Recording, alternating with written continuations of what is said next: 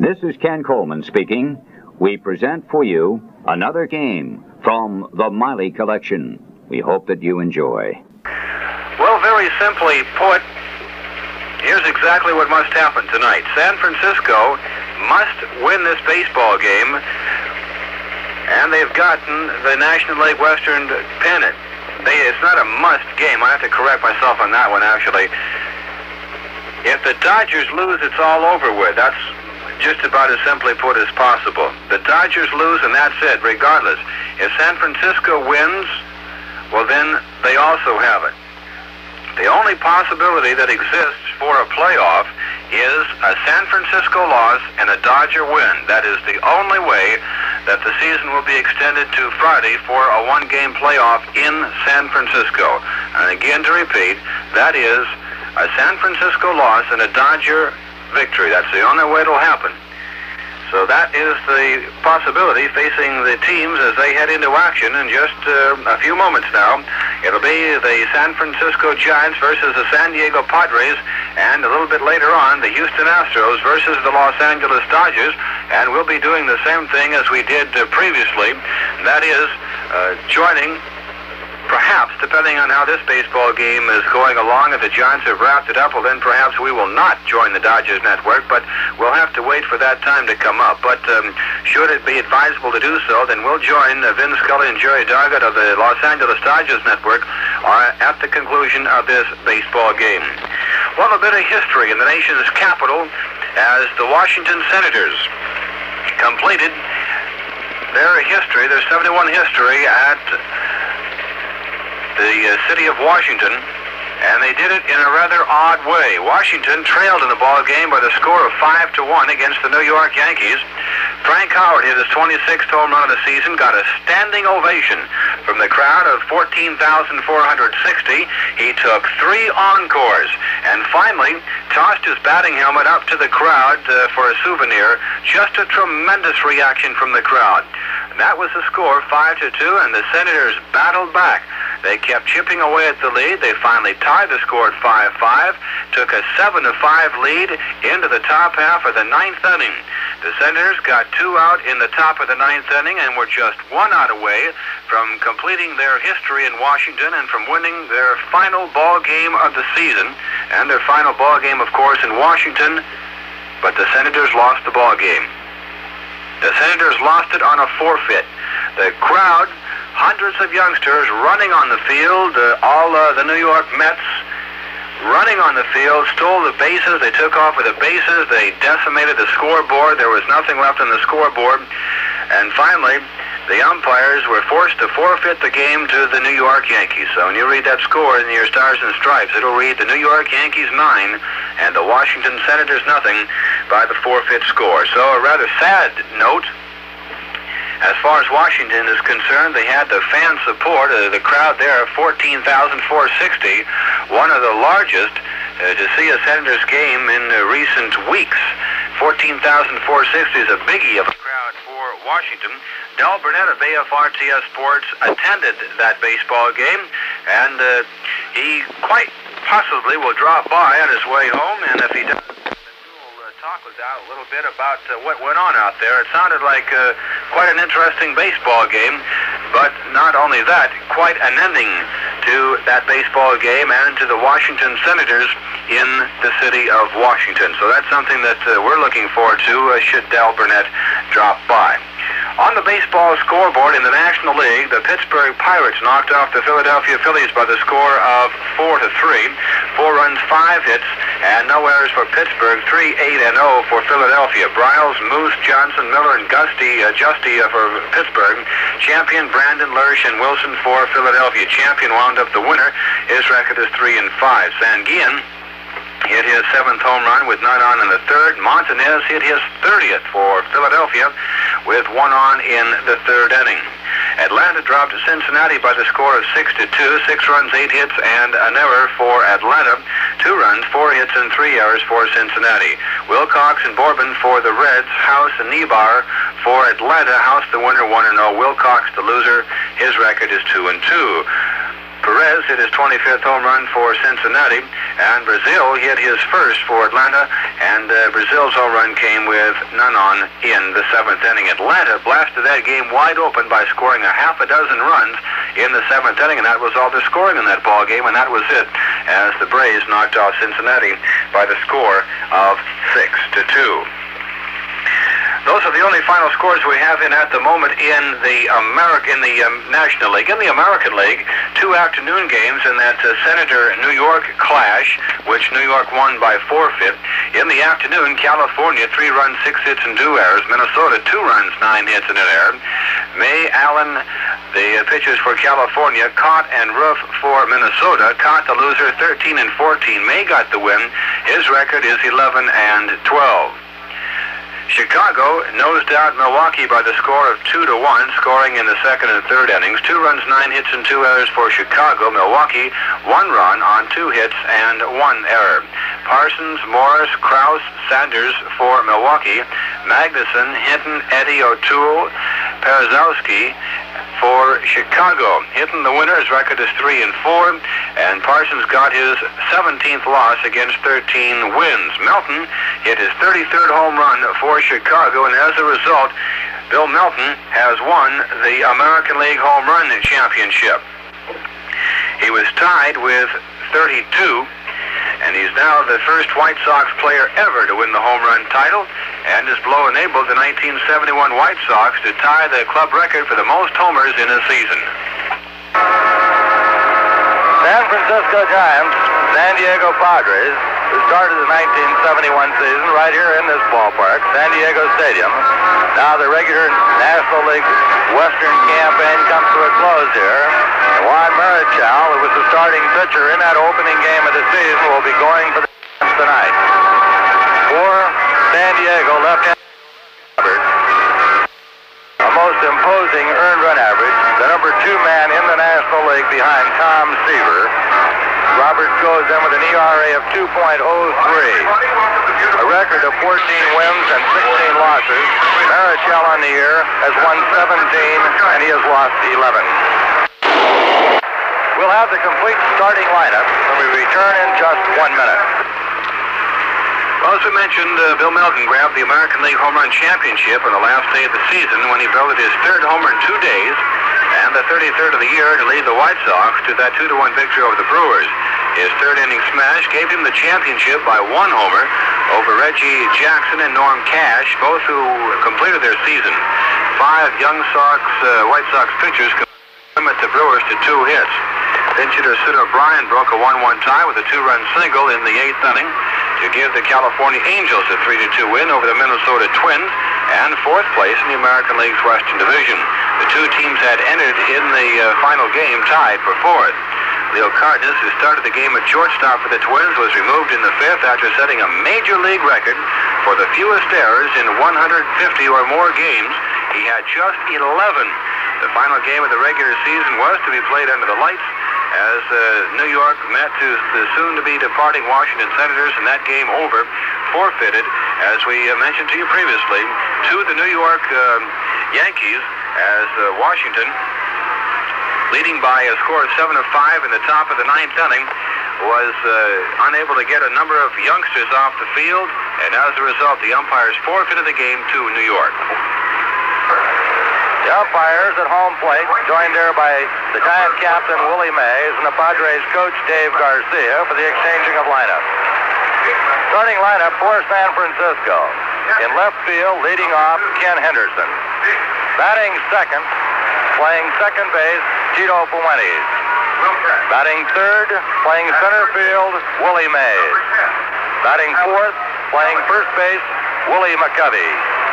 Batting fifth and playing right field in place of the injured Bobby Bonds, rookie Dave Kingman. Batting sixth and catching, Dick Dietz. Batting seventh, playing third base, Alan Gallagher. Batting eighth, playing shortstop, Chris Spire. And batting ninth and doing the pitching, right-hander Juan Marichal.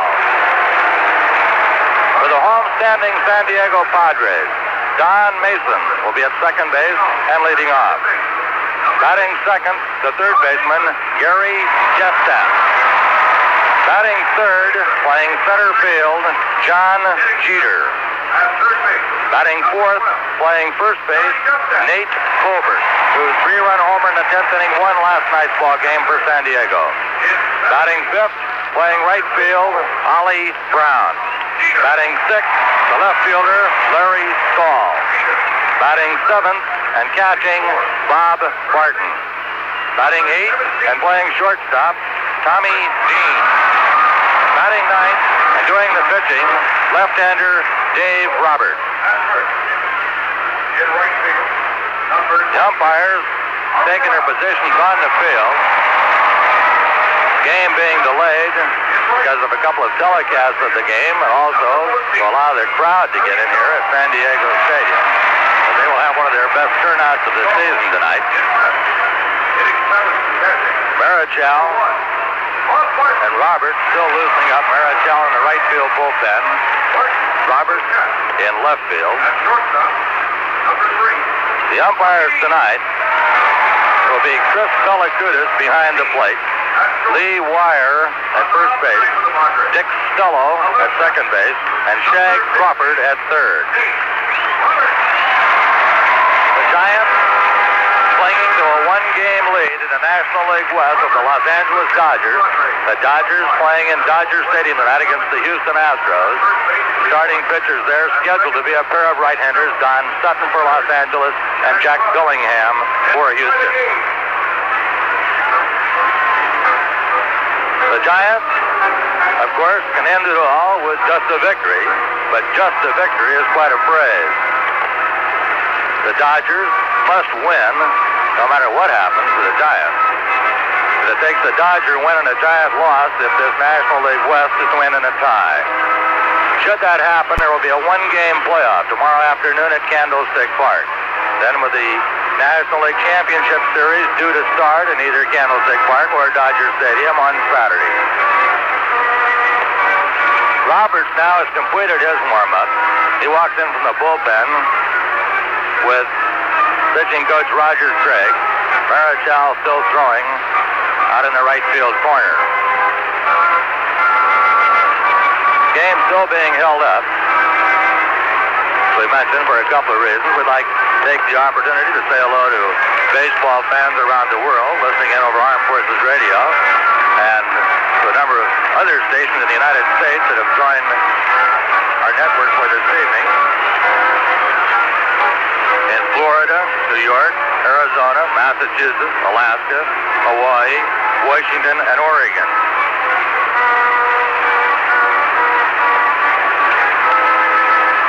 Padres still have not taken the field. Mentioned Dave Roberts, the starting pitcher. Roberts, 14 and 16 on the year, has started 36 times, or correct that, he has started 33 times, has 36 total appearances with 14 complete games. Has pitched 266 and 1/3 innings. Roberts has given up just 61 bases on balls, 9 of those intentional. Has struck out 134. A great earned run average of 2.03. Padres now take the field. Roberts, 14 and 16 this year, 22-32 lifetime. 0-3 versus the Giants in 1971 and lifetime.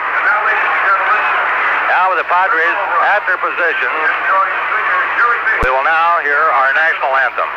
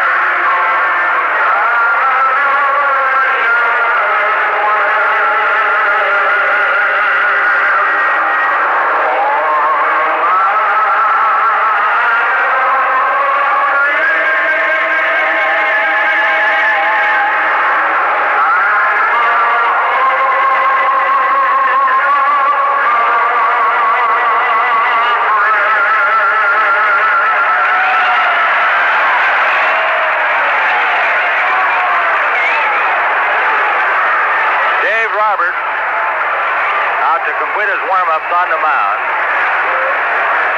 Defensively, San Diego with Gary Justat at third base, Tommy Dean at short, Don Mason at second, Nate Colbert at first.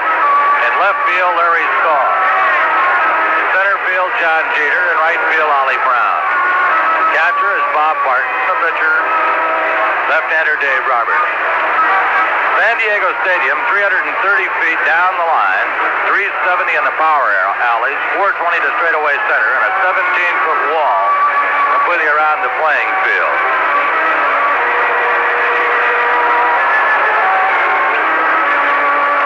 Kenny Henderson will lead off for the Giants. Henderson, the left fielder.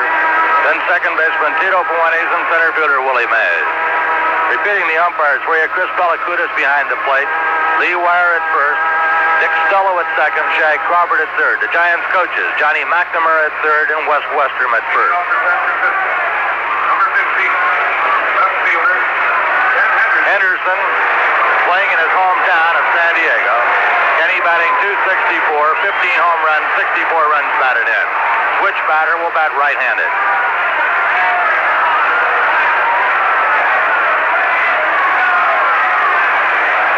Left-hander Dave Roberts to the plate. Misses just outside, ball one.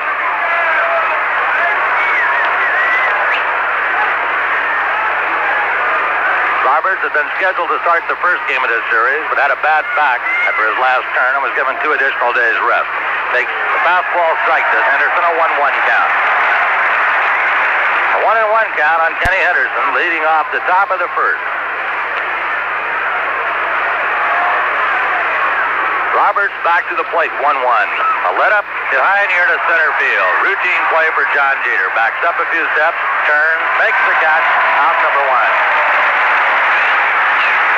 Henderson flies to center for the first out. The Giants batter will be second baseman Tito Puentes. Another switch batter batting right-handed. Tito into the game at .270 with 4 home runs, 52 RBI.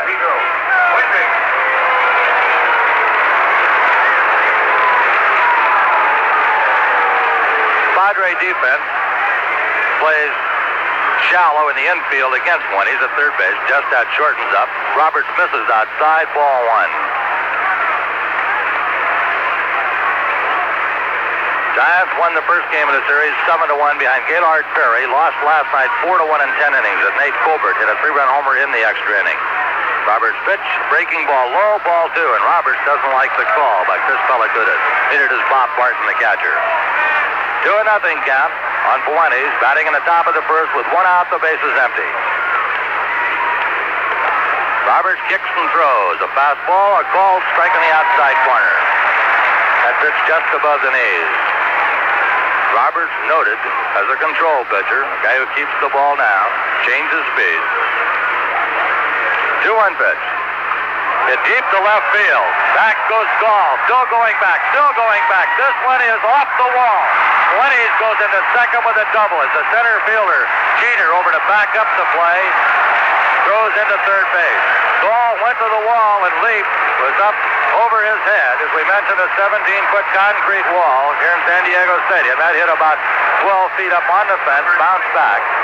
Puentes is at second base with 1 out.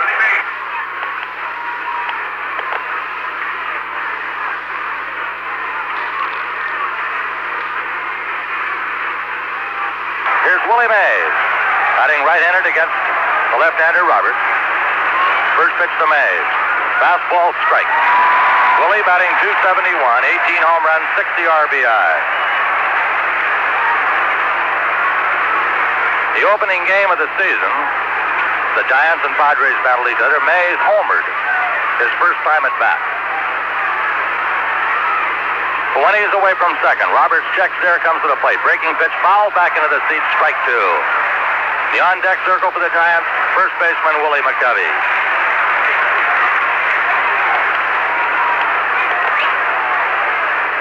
Giants play Mays around to the left, deep in the outfield and the infield.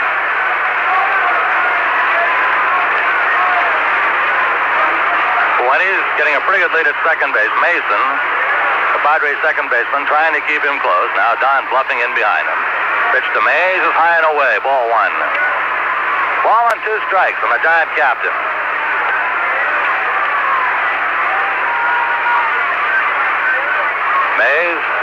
to the pennant fever, pennant race,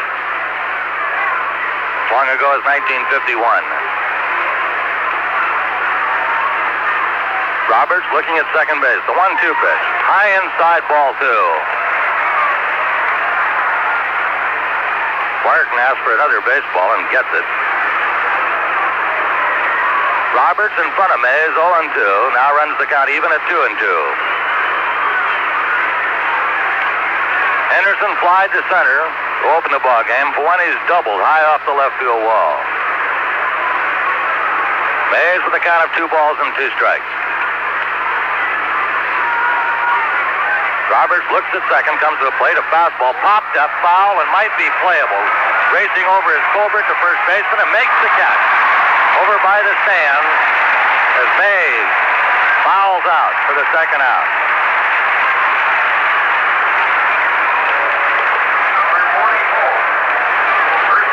Willie McCovey, the Giants' first baseman, batting .273, 18 home runs, 70 RBIs. McCovey, left-handed batter against the left-hander Dave Roberts. The Padres will put 3 infielders on their right side as they go to the McCovey shift. Just at the third baseman, 30 feet off the line at third. Roberts' curve is swung on at the strike one. Fuentes at second. 2 outs, top of the first, no score.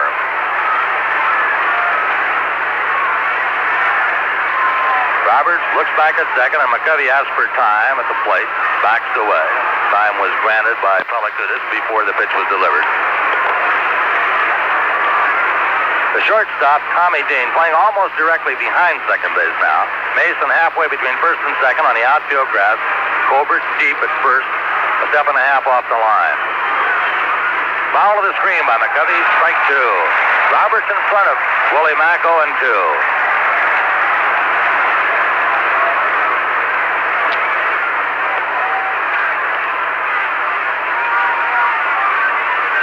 McCovey digging a new foothold in the batter's box.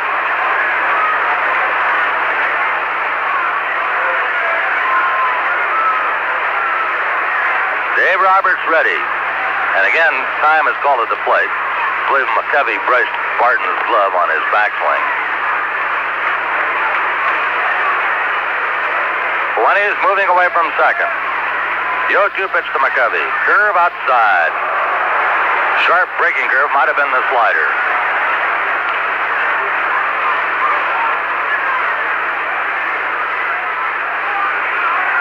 New supply of baseballs taken out to Pellicudis, the plate umpire. Fuentes able to get a fairly good lead at second base. Roberts looks back there, comes to the plate. Breaking ball, foul back into the seat. Count remains at 1-2. We're in the top of the first at San Diego. Giants batting with 2 outs and Tito Fuentes at second base.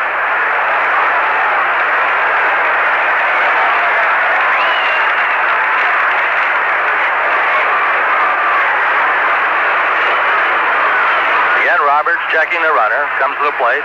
Curve, line drive, base hit, right field. We'll have a play at the plate as Ollie Brown is up with the ball. Here comes the throw. It's in time. Fuentes did not slide.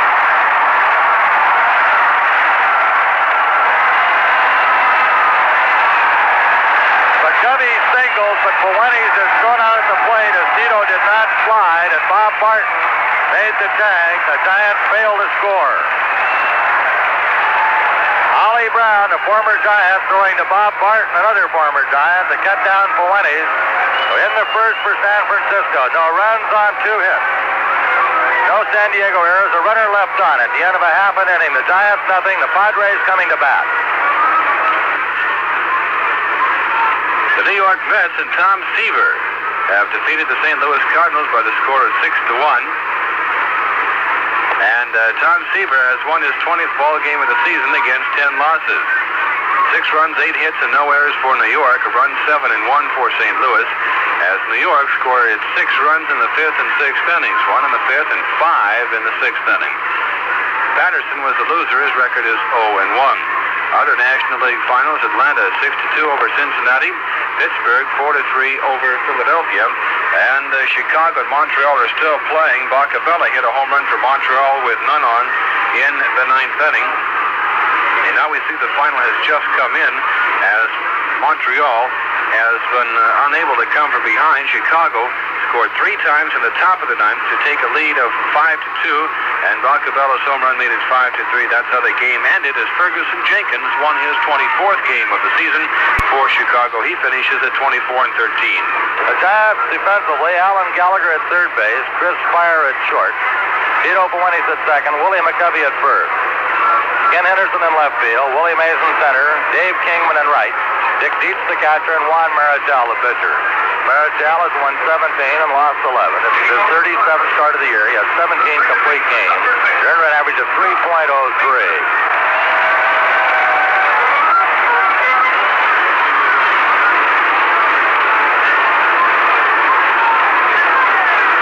Marichal, 225 major league wins against 109 losses. 3-1 versus San Diego this year, and 6-4 lifetime. Don Mason, another former Giant, leads off for San Diego. Mason, left-handed batting second baseman. Marichal pitches a screwball, low ball one. San Diego coaches Bob Skinner at third, Dave Garcia at first. Juan over the top, fastball, line to center field. Mays is back. He's got it, out number 1. Mason hit it well, but Mays turned it into a routine play.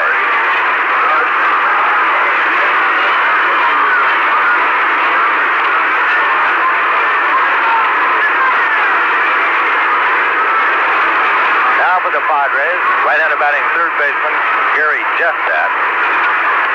Jestat batting .292. Marichal's pitch is bunted foul for strike 1. Jestat, no home runs, 13 RBIs.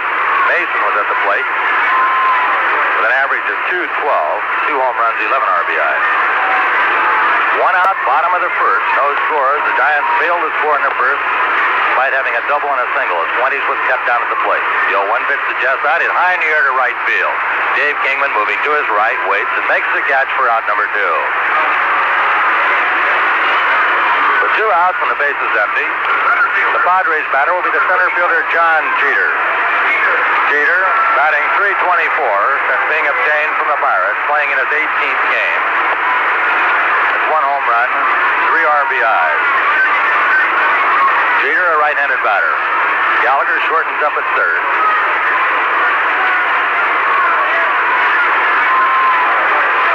Juan Marichal kicks from dumb sidearm with a curve. That's a call strike on the inside corner.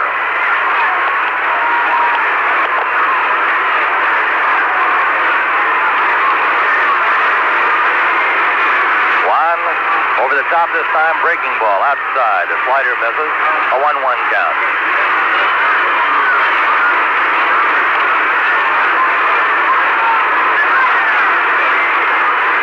Right-hander Juan Marichal kicks sidearm. Breaking pitch, swung on and missed, strike 2.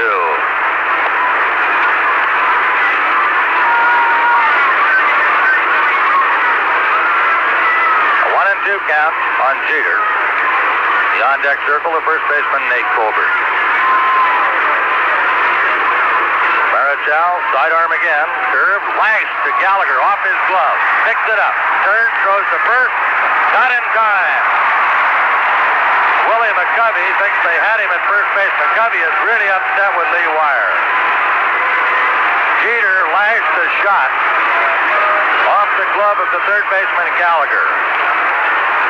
He chased it down, drew to first, made a good throw, but it was too late. The Padres have a base runner. The game is underway in Los Angeles. Houston and the Dodgers.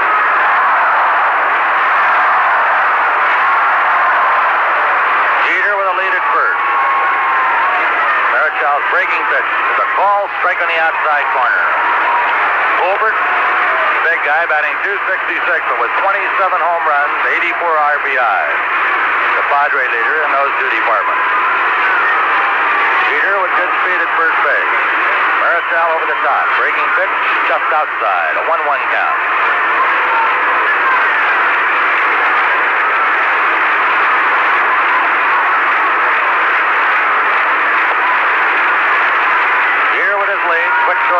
Jeter back in.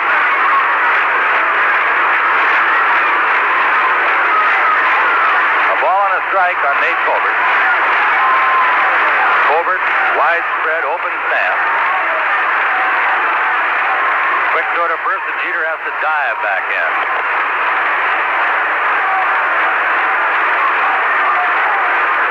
A ball and a strike. Marichal checking signs with Dixie. Again, lost the throw to first, and Jeter gets back.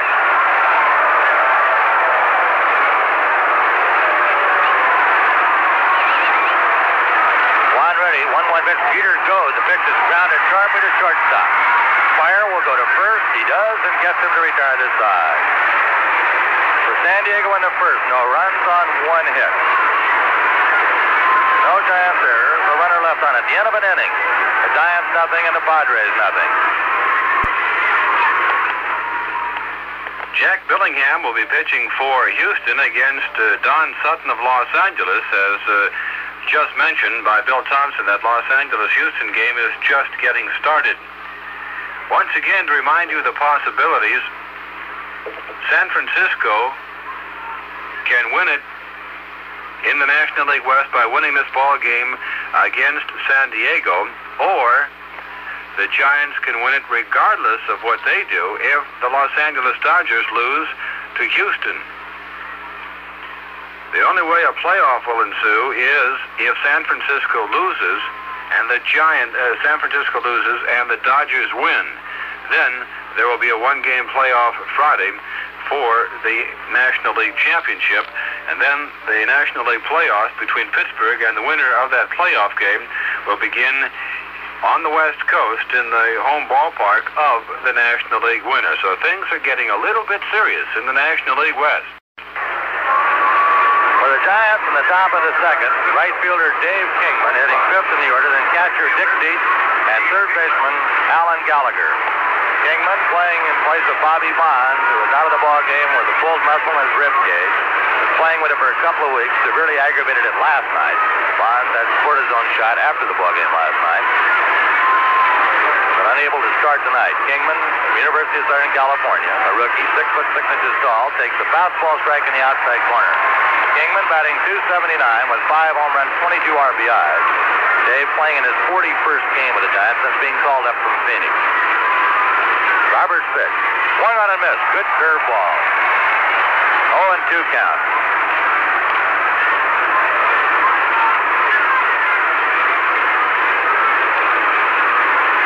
Roberts kicks and throws 0-2. High with a fastball. Ball 1. Kingman entered the ball game last night and plays the Bonds, and Bonds had to leave and single home the Giants' only run. The let-up grounded sharply to third, fielded by Justad on a good hop. His throw is low, but dug out by Colbert.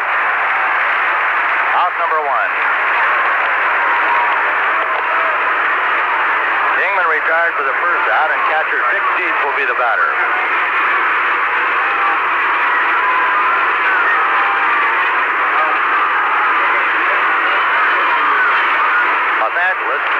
Roger Metzger struck out to open the first inning for Houston, but Joe Morgan has walked, so the Astros have a runner on with 1 out. Here, Dick Dietz bats with 1 out and the bases empty in the second, and no score. Dietz, an average of .252, 19 home runs, 72 RBIs. Dave Roberts delivered, breaking ball, outside ball 1.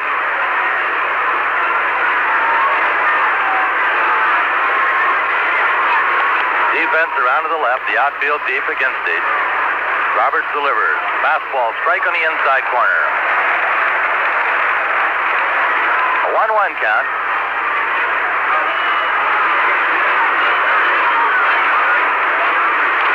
Roberts pitch is a let-up, grounded down the third baseline. Bounces away from Justad, picks it up, throws, and gets him.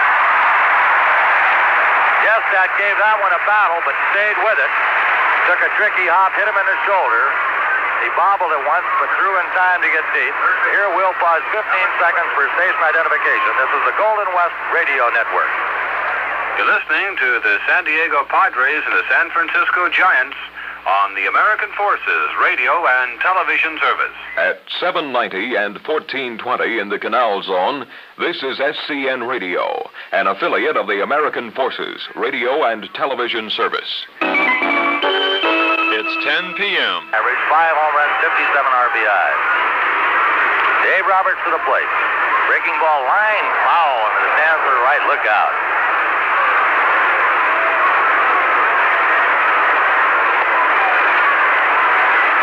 A 1-1 count on Gallagher.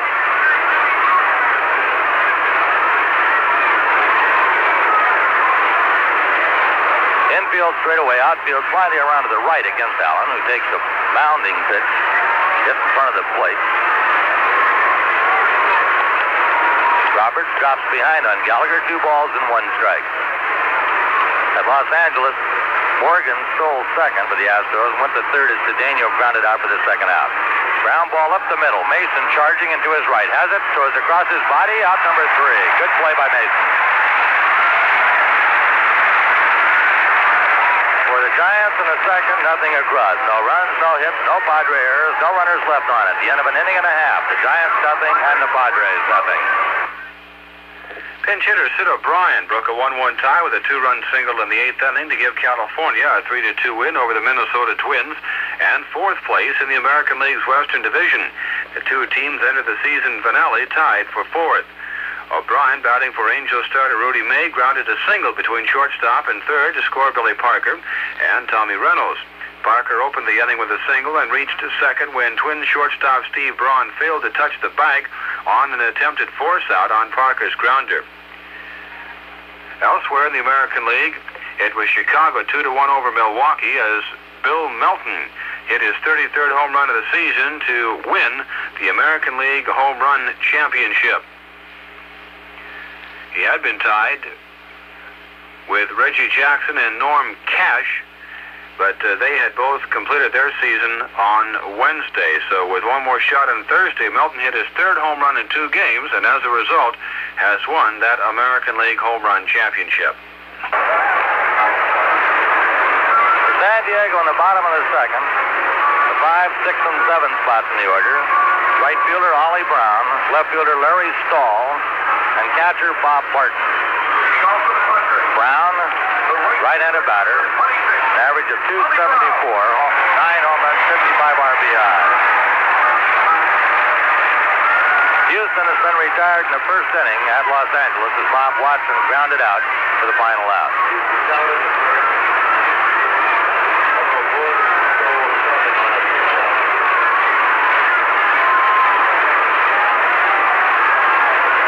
Juan Marichal checking signs with Dick Dietz.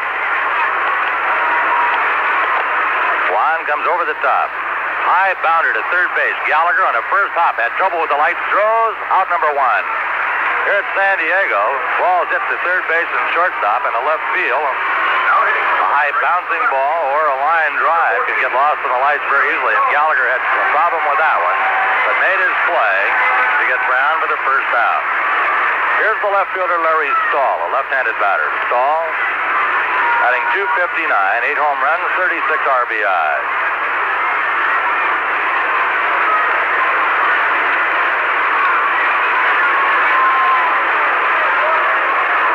Marichal kicks and delivers a screwball in the dirt, ball 1. Marichal, fastball, then he speeds of curves, slider, and the screwball. 1-0 pitch. Again, the screwball is a called strike.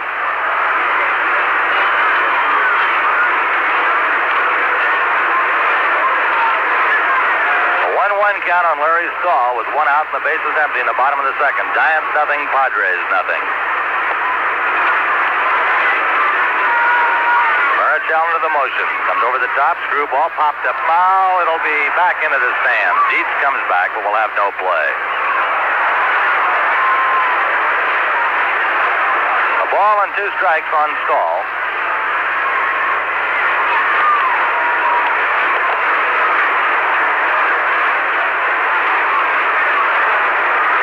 San Diego having attendance problems, as I'm sure you've read, but tonight a big crowd on hand.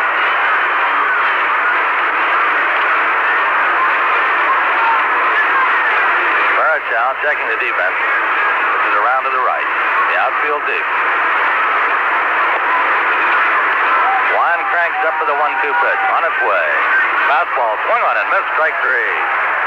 Call down on strikes for out number 1. Marichal gets his first strike.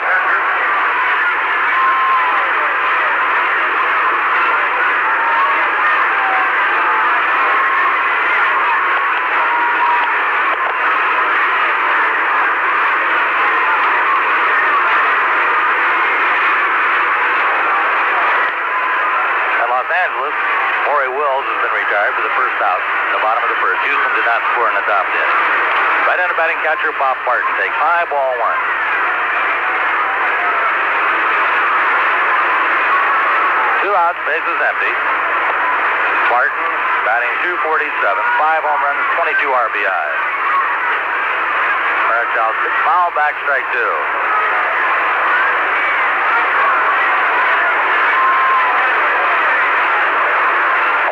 Count on Barton. Giants play Bob straight away. Mason, Brown, and Barton, all former Giants. 1-1 pitch. High inside, ball 2. And Marichal upset himself for missing in that spot with that pitch. Barton, a good high ball fastball hitter.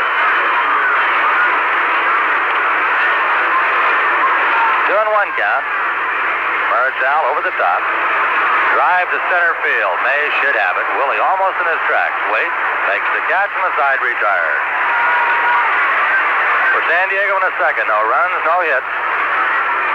No Giant errors, no runners left on. At the end of 2 full, the Giants nothing and the Padres nothing. Detroit Tigers outfielder Willie Horton says he's quitting baseball. Horton made the statement after the Tigers wound up the season with a 2-1 loss to Cleveland on Wednesday. Horton says, "I'm just tired of bleeding. I'm human. I bleed just like everyone else." The slugging outfielder has been in and out of manager Billy Martin's doghouse all season. He was lifted in the 5th inning on Wednesday when he failed to hustle on a ground out. But Horton says his problems with Martin have nothing to do with his decision to call it quits. He says he will inform general manager Jim Campbell of his decision.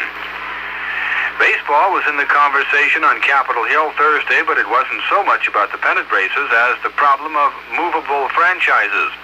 House Judiciary Committee Chairman Emanuel Seller and Senator Sam Ervin have introduced legislation to revoke the antitrust exemption for professional baseball and football. Seller, a New York Democrat, is considering holding hearings on the entire structure of professional sports. Top of inning number 3. The word comes that the Dodgers are retired in the first inning at Los Angeles. So Houston and Los Angeles, no score at the end of an inning. Don Sutton pitching for the Dodgers, Jack Bellingham for Houston. Here, there's no score going to the 3rd. Chris Spire, the Giants shortstop, will lead off. Spire batting .234, 8 home runs, 46 RBIs. Chris, the rookie, 21 years old. Played in more games than any other Giant. Chris making his 157th appearance. This the 162nd game. Robert's curve is high, ball 1.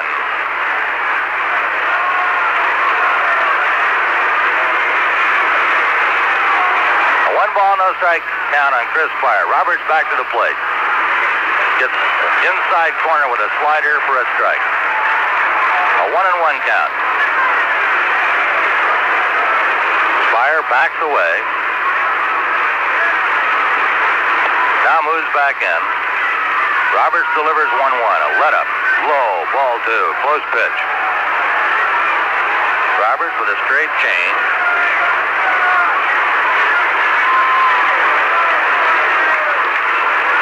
The 2-1 pitch. Grounded sharply to 3rd. Fielded on one hop by Justad. His throw is in plenty of time for out number 1. Batter, pitcher Juan Marichal, who has 14 hits on the year, 102 times at bat, has driven in 9 runs. He's hit a couple of home runs.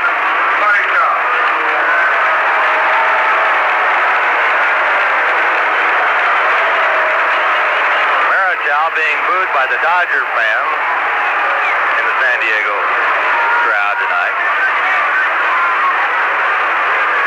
Marichal bats as he pitches right-handed.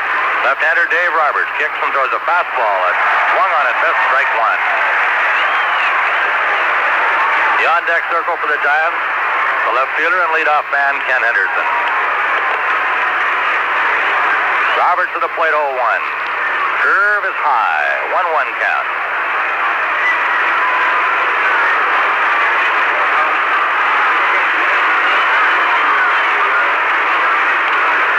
Pitch on its way. Line foul down the left field line. Back into the lower seat. Roberts. A high breaking pitch. Marichal jumped on it but pulled it foul.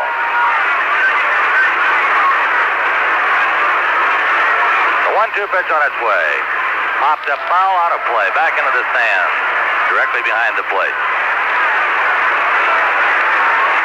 Los Angeles, Jim Wynn struck out for the first out in inning number 2 for Houston.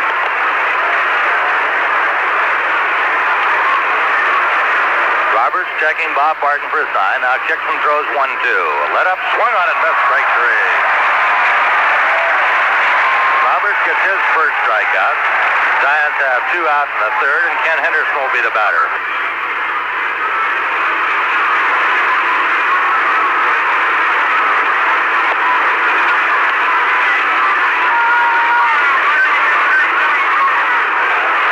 Henderson up for his second time, flies to center in inning number 1.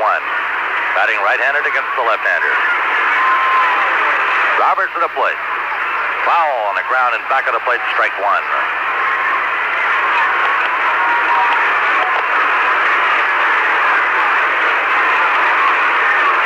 Henderson out of and then back into the batter's box. Turns his attention to Roberts. 0-1 pitch. Curve hit high in the air to left field. Back by the warning track is Larry Stahl waiting. He's got it, and the side is retired. Well, the Giants, for the second straight inning, go 1-2-3. And at the end of 2 1/2, the Giants nothing, the Padres nothing. American League divisional winners, Baltimore and Oakland, have completed their regular season. Their best-of-5 playoff for the league pennant begins Saturday in Baltimore. The A's flew to Baltimore on Thursday, while the Orioles played an inter-squad game. Manager Earl Weaver said the purpose of the game was to keep everybody loose. The Orioles didn't talk much about the A's, and Weaver was avoiding all the verbal gymnastics. He said, the Orioles will show up, that's all. There's no doubt about one thing, however, and that's the condition of the field at Baltimore's Memorial Stadium. The turf came out the loser after a couple of Colts football games in the rain the last 2 Sundays. Veteran third baseman Brooks Robinson calls the field, in a word, awful. He says he'd like to say everything will be okay for the playoffs, but if he said it, he wouldn't believe it. The head groundskeeper, Pat Santorini, directed a crew of 24 men who worked for 48 straight hours to get the field in shape for Tuesday's doubleheader against Boston. Asked if the field will be ready for the playoffs, he says it'll be ready for something. For San Diego in inning number 3, Tommy Dean, the shortstop, will lead up. Dean playing in place of injured Enzo Hernandez, who has a bad knee. Dean batting 119.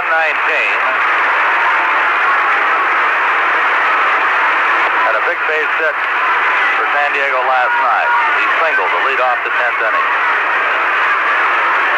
Los Angeles, top of the second. First 2 Astros have been retired. Dennis Minky now the batter.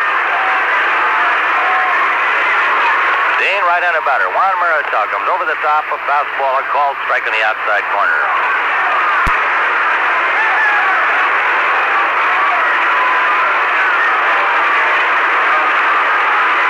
The 0-1 pitch on its way. Breaking ball a bit too low. 1-1 count. Gallagher plays even the bag at third. Minky flied out for the third out for Houston at Los Angeles.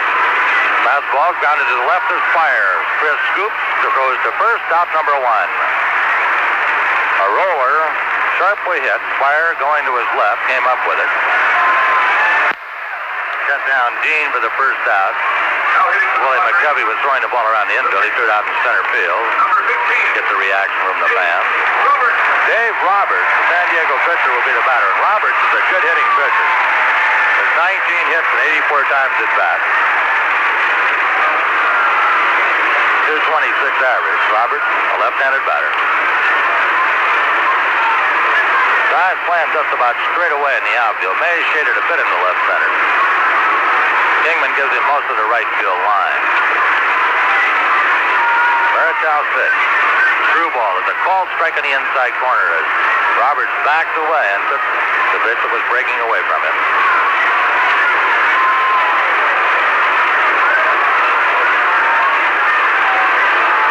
The 0-1 pitch.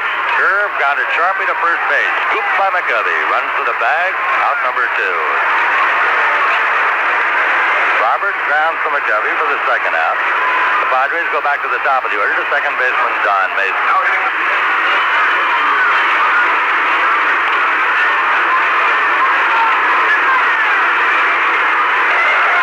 Mason, left-handed batting second baseman, lined to center field in the first inning.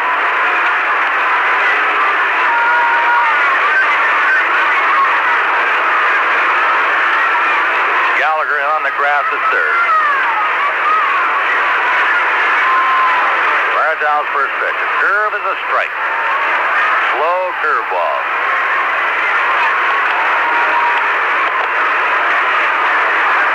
Giants shade Mason a bit to the left. Maridal's pitch. Screw ball. Swung on and missed. Strike 2.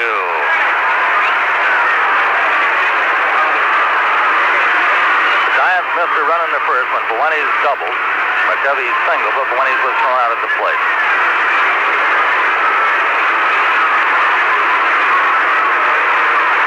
The 0-2 pitch. Foul back into the seat. Count holds at 0-2. Bottom of the third. 2 outs, the bases empty. Giants nothing, Padres nothing.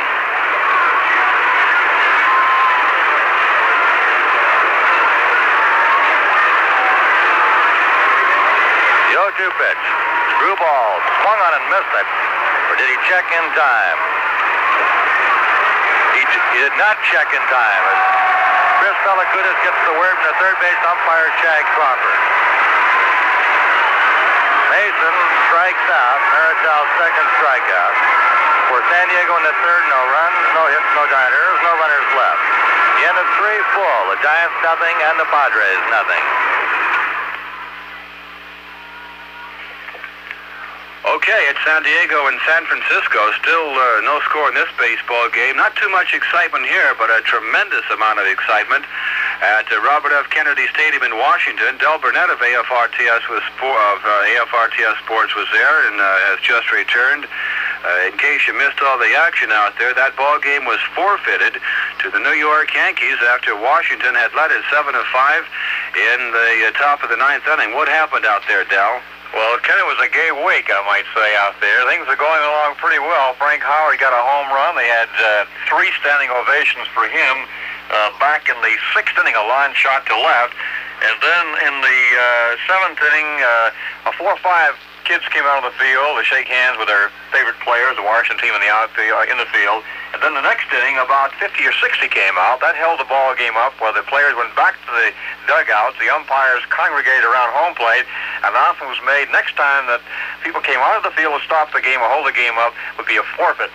So then with 2 outs in the top half of the 9th inning with the Senators ahead 7-5 with 2 away, Horace Clark coming up, about 500 came onto the field. They broke the lights out at on the scoreboard. They stole first, second, and third, and working on home plate and the pitching rubber. When they finally, they haven't restored order yet. There's still people out on the field now, I imagine. Well, Del, you know, one question comes to mind. There was a lot of dissent among the fans that Short removed the club from Washington. Would you say that the mood of the fans was festive, or were they aggravated, or just what was the mood of the crowd? Well, it was festive at the beginning. A lot of people came out early to get autographs and pictures of their favorite players, and everybody got almost a standing ovation, the Washington players that came up. But then it got it got a little bit rough towards the 8th or 9th inning where they wanted looking for Bob Short, and he was probably in the safe confines at his home in Minneapolis, Minnesota. They had signs out there for Short's scalp, that's for sure. I heard Frank Howard got quite an ovation when he hit his 26th home run in the 6th inning. Oh, like I say, it was three different times in a row they had a standing ovation, and finally he came out of the dugout, and then they really gave it to him. He had a towel in his hand, he waved, threw kisses to the crowd, and then that really brought them to their feet again. Very good. What were your comments, Dal? Any personal reactions for yourself about the last baseball game in Washington for probably quite a while? Well, being an old Washington fan from back in the mid-1930s, from the Griffith Stadium days and Clark Griffith to now, it was a pretty sad occasion, the fact that Washington left. But of course, after they moved to Bloomington, Minnesota, it just didn't seem like Washington Ball Club actually, though, really, Ken. Well, Del, thank you so much for your comments. Del Burnett of AFRTS Sports, who was attending the final game of the 71-year history of the Washington Senators. At least for the moment, things are being done to try to get another ball club here, but for the time, that's what's going on at Robert F. Kennedy Stadium, as Washington led that ball game by the score of 7-5, but lost it on a forfeit when they were unable to clear the field of fans. Okay, let's get back now to San Diego Stadium. This is the top of the fourth inning. Tito Fuentes has led off the fourth with a single to left field, and the batter now is Willie Mays. Willie Mays now fouled out his first time with 20 at second. Now Willie batting with Tito at first. Takes high for a ball, 1-0.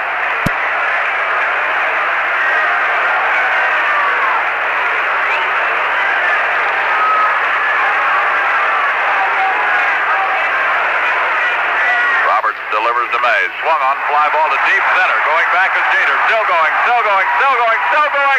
And it's off the wall. Fuentes is around third. He's heading for the plate. Mays is holding a second with a double, and Tito scores as Mays hit it 420 feet to center field.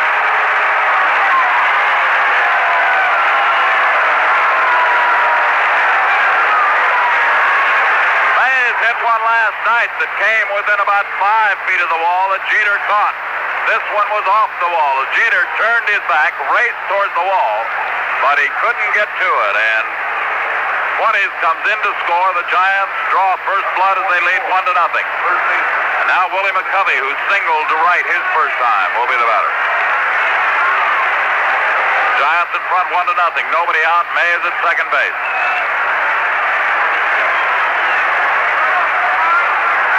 Pitch to McCovey. Fouled away. He had a pitch to hit, fouled it off, strike one. Roberts tried to jam him with a fastball. Giants won, the Padres nothing. The Giants with 4 hits. Mays drilling that one off the center field fence 400 feet to 420 feet away from home plate. 330 down the line, 370 up the power alley. Line drive to center field. Jeter will make the catch, and Mays, had gone halfway, goes back to second. That ball was hit hard, but at the center fielder. One man down, and Dave Kingman will be the batter.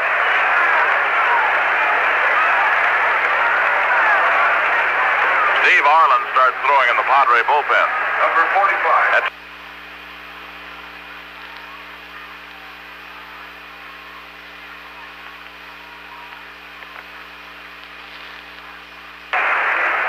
McCovey's drive could not move Mays to third. Willie, taking a big lead, may try to steal third. Now Mason bluffed in behind him. Pitch to Dave Kingman. He checks and takes the breaking pitch low for a ball. 1-0. Kingman grounded to third his first time. Mays could not move up to third base on McCovey's drive, where a fly ball could score it. Now it's going to have to take better than a fly ball. Houston has a runner at second and 1 out. A throw to second base, and Mays slides back in. Had that throw been a good throw, and by a good throw I mean down by the bag, Mays was going to be out. But it was up high, and Mason could not put the tag on Mays as he slid into second. 1-0 count to Kingman. Mays with a big lead again. Fouled at the plate by Kingman, and it's 1-1. Mays trying to get a big lead because already in this game, 20 has been thrown out at the plate by Ollie Brown on a single to right. So Mays wanting to get the extra step or two. Houston has 2 men down and a runner at third in the third inning. Mays is running and swinging a drive to left field deep. That one is going back, and you can tell it goodbye. Dave Kingman hit the home run.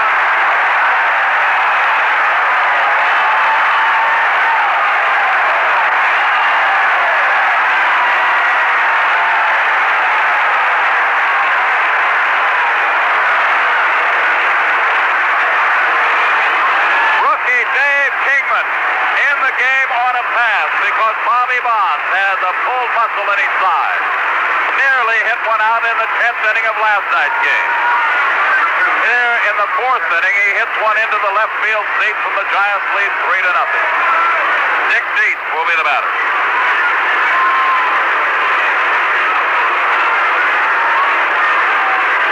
Roberts pitch to Dietz is low for a ball, 1-0. 20 singles, Mays doubled, McCovey lined out. Kingman has homered. For the rookie, Dave Kingman. That home run, his 6th of the year. Outside to Dietz for ball 2. Dave Kingman crashes one into the left field seat. We had to wait because Kingman hit that one high as he did the ball last night. Watch Larry Stahl. When he turned to look at the wall, you knew that it was either going to kiss off the wall or be in the seat. Dietz flashes it foul past third base, and it's a 2-1 count. Houston is out in the 3rd without scoring, so it goes to the bottom of the 3rd, 0-0.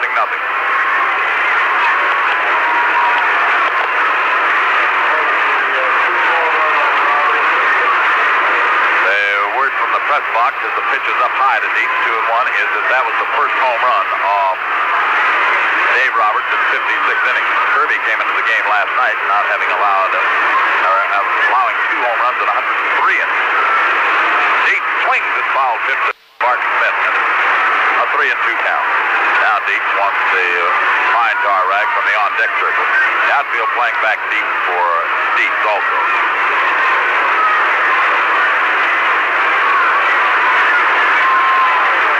Dietz wearing a coach's bandage on his head because of 11 stitches placed in his head when he was hit by Jack Billingham of Houston, the pitcher who was working tonight against the Dodgers. Dietz lines with the center field for a base hit. Dietz with a single to center. The Giants taking kicks on Roberts in this spot. Dietz at first with the 6th hit for the Giants. Preston Gomez comes out of the dugout, and that may be all.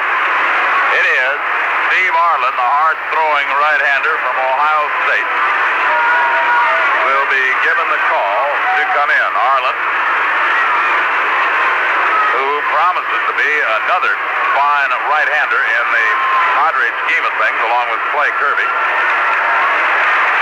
Roberts gets a hand. In defense of Roberts, he came off a 9-inning performance last Friday in which he hurt his back. He took a cortisone shot 2 days ago and tried it tonight, and whether it was the back or not, he has allowed 3 runs and 6 hits to the Giants in the 3 1/3 innings that he has worked.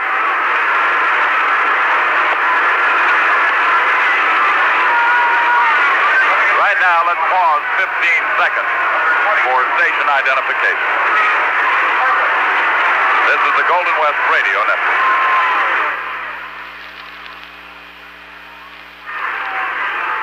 This is the American Forces Radio and Television Service. In service for you, this is SCN Radio, 790 and 1420 in the Canal Zone. Dave Arlen, a dentist, besides being a fine pitcher, is 9-19 this year, despite the 19 losses. Buzzy Bavasi, the president of the Dodgers, says he might be the top pitcher on the staff. And that's saying something when you have Roberts and Kirby. And he wasn't taking anything away from Roberts and Kirby when he said that. But Arlen, only problem, really, is the fact that occasionally he is wild. And that happened in San Francisco when he had difficulties getting the ball over the plate, and the Giants beat him in the last meeting between the Padres and Giants up there.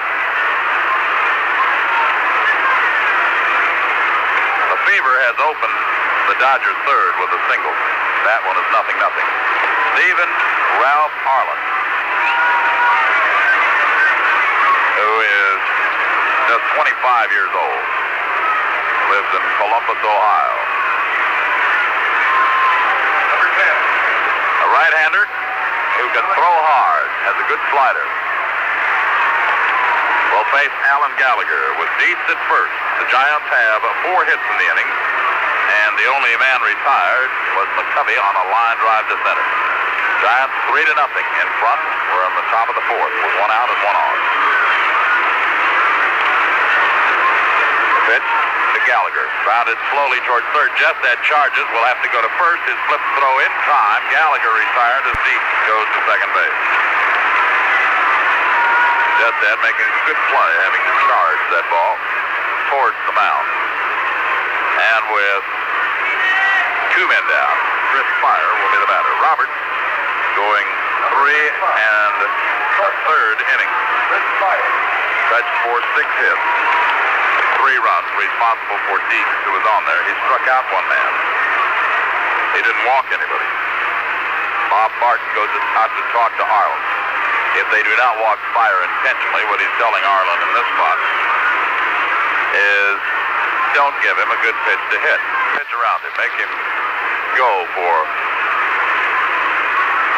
something that he can't handle, but don't give him a good strike over the plate. The Dodgers have 2 runners on with nobody out. Bottom of the third. High fastball to Fire for ball 1. Juan Marichal on deck. Fire, the number 8 hitter. Dodgers with a threat. And the bottom of the third inning. First and second occupied. Nobody down. Pitch to Fire. Curve is low for a ball, and it's 2-0. Now Barton looks to the dugout to see if they will walk Fire, and that's what they'll do. Behind 2-0, they're not going to take a chance. They will put him on at first. Ball 3. The intentional pass is Fire, and Marichal will come to the plate. Ball 4 to Fire. Marichal, not that bad a hitter. He can help himself. He struck out his first time, but if the pitcher makes a mistake on him, he can hit it hard. The Giants lead 3-0, have lost 1 run at the plate on Ollie Brown's throw, cutting down 20s in the first inning. Here, 20s single to open the fourth. Mays doubled him home. McCovey lined out. Dave Kingman hit a 2-run homer. Dietz single. That's all for Roberts. Arlen comes in, gets Gallagher to ground out, has walked Fire, and now pitches to Marichal. Breaking pitch up high for a ball, 1-0. Juan ran out of there that time, but he didn't know what that pitch was going to do. Johnny McNamara, the third base coach, yelling encouragement to Marichal and keeping an eye on Dietz in second. Western, the first base coach, talking to Chris Fire. Arlen working from a stretch, the outfield to the left and medium deep. Swing and a foul back, and it's 1-1. Ball and a strike, the count to Marichal, batting in the fourth. The Giants in front 3-0, out hitting the Padres 6-1.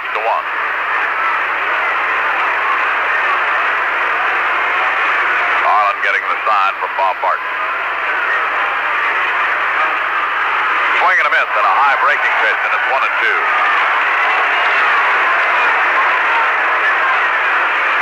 Ball and 2-strike count to Marichal. 2 down, 2 on for the Giants in the fourth. Sutton is out on strikes trying to sacrifice on the 3rd strike. So the Dodgers have runners at first and second with 1 man down, the top of the order coming up. Marichal lines it, foul down the left field line. Oh, that one would have been a beauty for the Giants. Marichal hit it hard but pulled it foul. So it stays at a ball and 2 strikes. Need all you can get in a game like this. The Giants have 3. They wish you were 30. Dietz at second. Fire at first. The stretch by Arlen. The pitch to Marichal. Struck him out on a high breaking pitch. Juan is out. The Giants 3 runs on 4 hits. No errors. 2 runners left on. We go to the bottom of the fourth, and the Giants lead it by a score of 3-0. In the National League, Pittsburgh defeated Philadelphia by the score of 4-3. 4 runs, 5 hits, no errors for the Pirates. 3 runs, 8 hits, no errors for the Phillies. Bryles, Moose, Johnson, Miller, and Justy for Pittsburgh. Champion, Brandon, Lersch, and Wilson for Philadelphia. Champion got the win in that game. His record is 3-5. Manny Sanguillen hit his 7th home run for Pittsburgh. Willie Montanez hit his 30th for Philadelphia. A good shot at Rookie of the Year for sure with him. That one came in the 3rd with 1 on. New York and Tom Seaver knocked off the St. Louis Cardinals 6-1. Seaver won his 20th game of the season, and he'll finish the 1971 campaign with 20 wins and 10 losses. Patterson was a loser, his record 0-1. 6 runs, 8 hits, no errors for the Mets, a run 7-1 for St. Louis. New York scored once in the 5th and 5 times in the 6th. Other National League finals, Chicago 5, Montreal 3, and it was Atlanta 6-2 over Cincinnati. At Dodger Stadium, the Dodgers have the bases loaded with 1 out.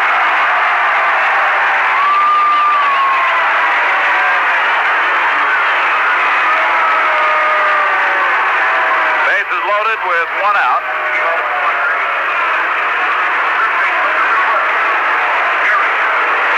Gary Justat now to face Marichal to open up the 4th inning for the Padres. Justat, Jeter, and Colbert.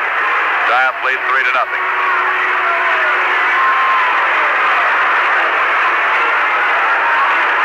Dodgers have 2 outs. Runner forced at the plate. 2 outs from the bases loaded.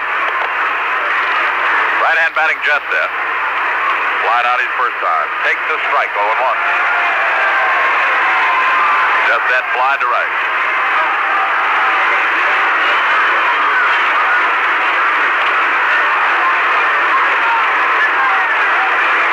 One strike pitch to Justat. Fouled off the end of the bat, strike 2. 0-2 count. 3-0, the Giants lead.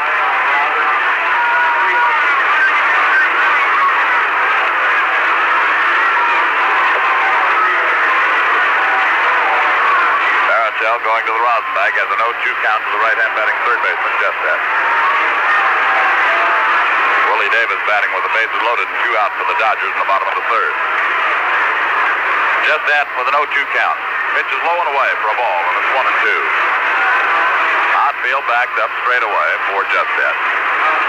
He has been one of the hot hitters for the Padres. Sidearm curve is strike 3 called. And Justat gets caught looking. Justat batting .350 coming to this game in the last 28 games since he's been playing third base after Spezio was hurt for the Padres. Dillingham behind 3 balls and no strikes on Willie Davis with the bases loaded and 2 down. Danger of walking in a run in that one. The Dodgers bat in the bottom of the 3rd. Jeter, who flashed a single off Gallagher's glove for the only Padre hit up here, right-hand batter. Fluffs the bunt, takes the sidearm curve outside for a ball, 1-0. Marichal throwing sidearms up to Jeter, and Jeter smacked one at Gallagher. A sidearm delivery, his first time up. 1-0 count. Vaughn sidearms him again. Drive to center field. Short, Kingman and Mays. They may collide. No, Kingman makes the catch up over Mays. Willie coming over there, and then Kingman called for it and made the catch for the 2nd out.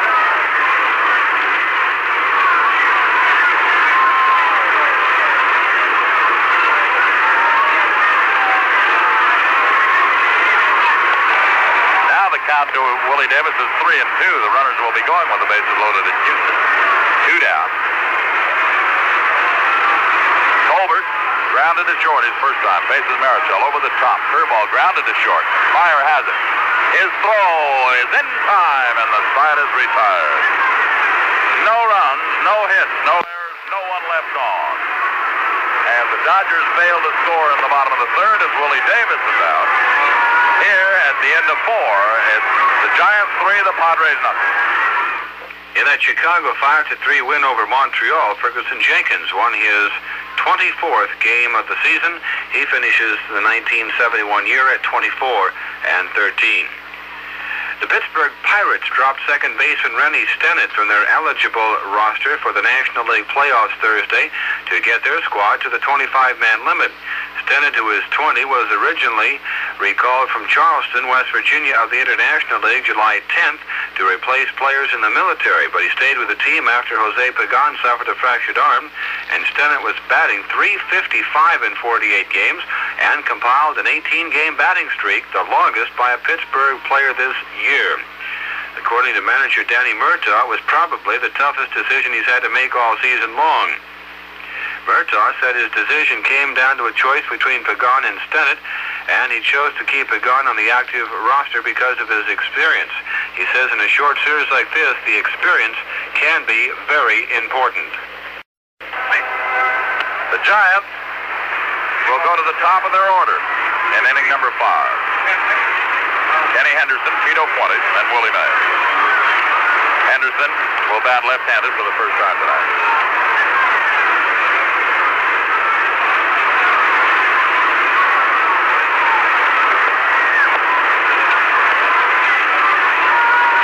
The pitch to Henderson, who swings and fouls it off his foot. Strike one. Henderson limping around. The Giants can ill afford any further injury. Bobby Bonds out. Trainer Leo Hughes comes out to see if Henderson's all right. He's holding his knee. It might have hit him on the knee rather than on the foot. Now Hughes will go to the plate, and it is his knee, his left knee, that Henderson is flexing.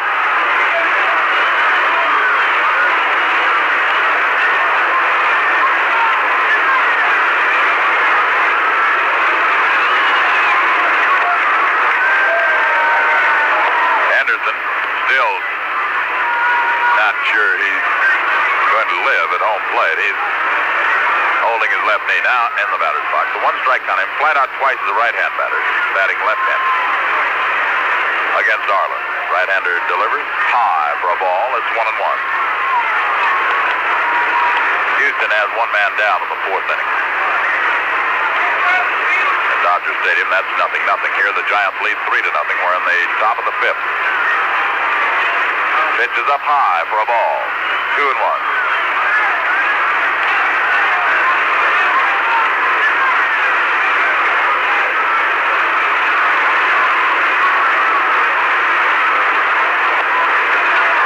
Pitch bounded foul to the right side, and it's 2-2 to Henderson. Giants scored 3 times in the 4th.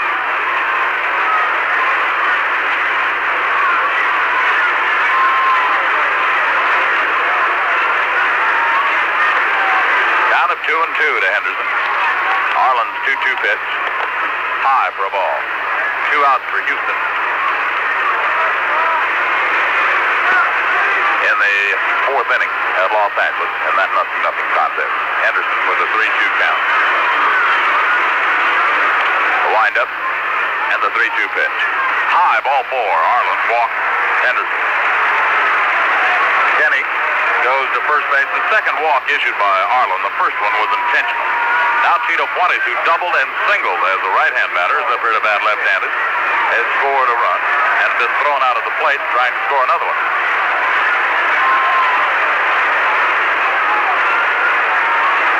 Houston out in the 4th inning, so it goes to the bottom of the 4th at Los Angeles, 0-0.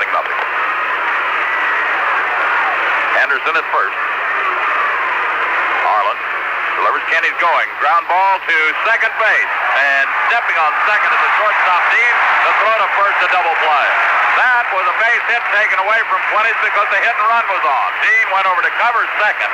A sharp ground ball directly at the bag. And it turns into a double play. The Giants' aggressiveness cost them 2 outs there as they're hitting and running on the first pitch. And the shortstop covering with the left-hand batter up there turned it into 2 outs.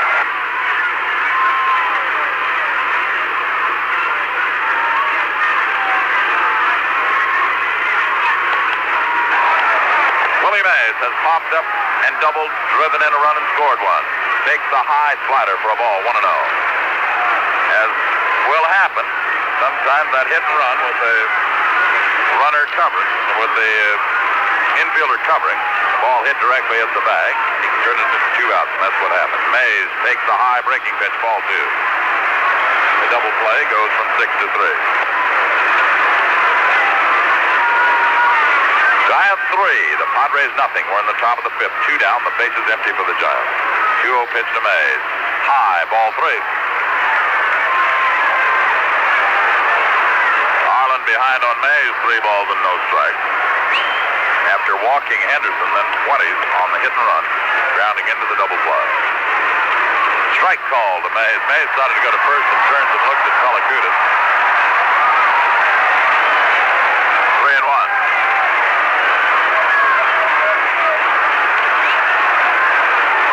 3-1 count to Mays. A 3-1 pitch to Willie.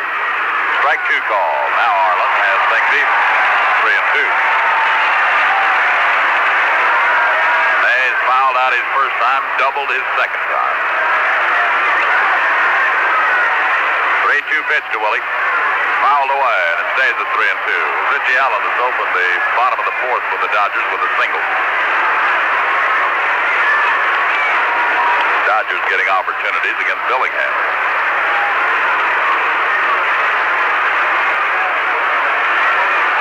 Has beaten out a bunt single, so they're runners at first and second for the Dodgers with nobody out. First and third, first and second. Mays takes low, ball 4, breaking pitch. And he goes to first. The third walk by Arlen, the second in this inning. Mota does not get a base hit. It's an error on Edwards, the catcher, overrunning the bunt by Mota. Now Willie McCovey, and the Padres put 3 infielders to the right of second, and just as the third baseman is in a direct line of first and second, so he's 90 feet off the third baseline. So is the left fielder, Stahl.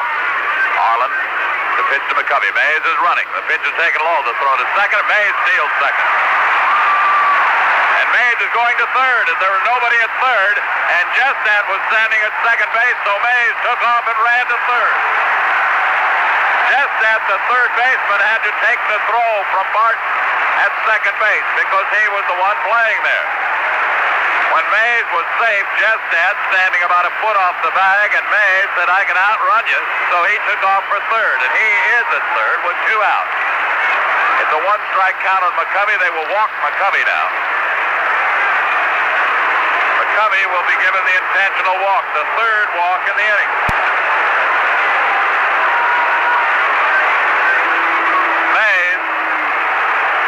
That stolen base.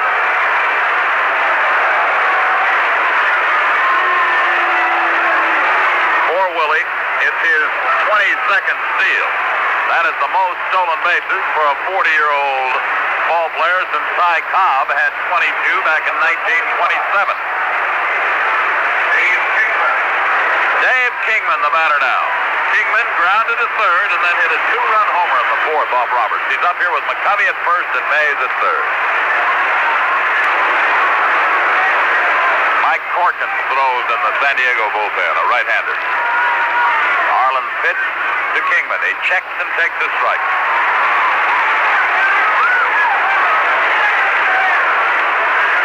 Mays at third, McCovey at first, 2 down in the 5th. The Giants lead 3-0. Mays with a good-sized lead as the third baseman Jestat is playing back deep. A strike call to Kingman on a high pitch that apparently got the outside corner.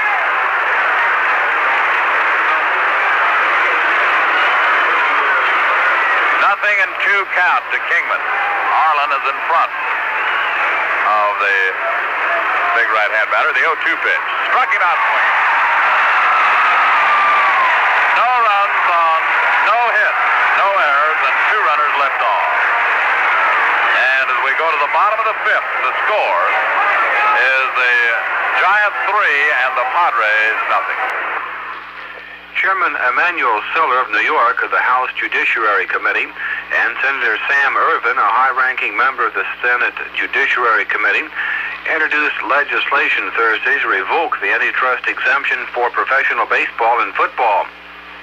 Seller was considering holding hearings on the entire structure of professional sports, and Ervin said Senate Antitrust Subcommittee hearings, which he is conducting on the proposed merger of pro basketball teams, could be broadened to include all professional sports. In a joint statement, Seller and Ervin said, too often, the sport monopolies come crying to Congress for special legislation because they feel that the health of professional sports is in the national interest. But when it comes to blacklisting and throttling player negotiations, charging high prices to fans, blacking out TV, and moving franchises at will. The sports monopolies act with the greedy single-mindedness of a child reaching for a candy jar, more and more and more. So says Chairman Emanuel Seller of New York. Mays is credited with 2 stolen bases, going to second on the first deal and going to third on the other, so he has 23 stolen bases, which is more than Cobb had when he was 40 years old. Cobb had 22. Mays getting 2 steals on just 1 play. Ollie Brown, who grounded to third his first time, it was a 1-hopper that Gallagher lost in the light briefly, but managed to field and get Brown at first. Brown, Stahl, and Barton against Marichal in the bottom of the 5th inning. Big play in that top of the 5th inning. In fact, the Giants were hitting and running, and it turned into a double play rather than a base hit. Brown dribbles at the right side. McCovey leaves the bag. 20 fields and throws to Marichal, and Marichal can't hold the ball.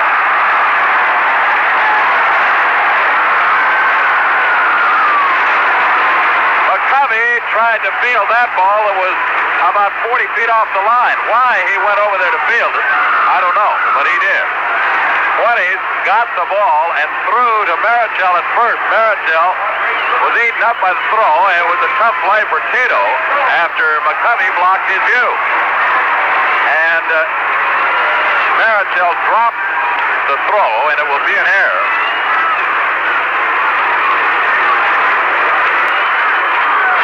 The Dodgers have scored a run on an infield out. Marichal is given the error for dropping the throw. Brown is safe at first base. Larry Stahl swings and misses strike 1.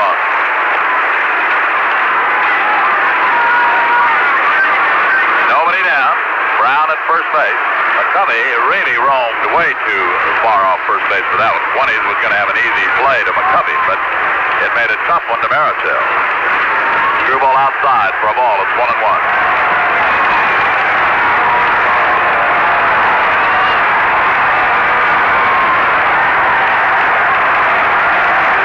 Dodgers leading 1-0 with the inning still going on. 2 outs. The Dodgers have scored a run, lead Houston 1-0 in the 4th inning. Brown with his lead at first. Marichal comes to the plate to Stahl. Fly ball down the left field line. Foul out of play, and it's 1-2.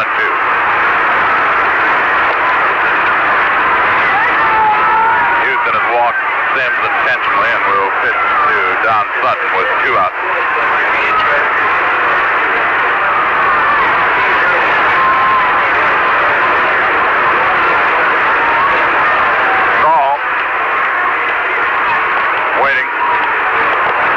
Give you a report on the Washington-Yankee game in which Washington was forced to forfeit a game in which they were leading their final game of the season. Screwball bounded out front of the plate. Dietz has it, throws to first, and gets it. Good play by Dick Dietz. The throw to first base by Dietz as Brown moved to second. And Bob Martin will be the batter.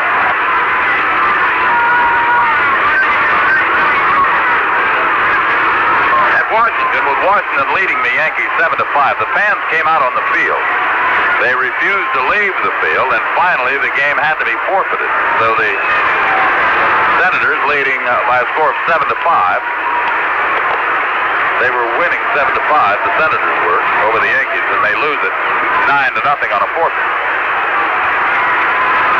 Bob Martin flied to center his first time. 1 out, 1 on. Brown safe at second on the air.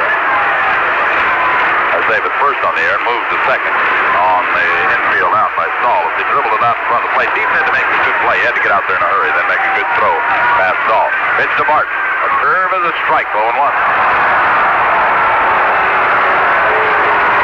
Bottom of the 5th, the Giants lead 3-0. The Dodgers settled for 1 run in the bottom of the 4th and lead Houston 1-0.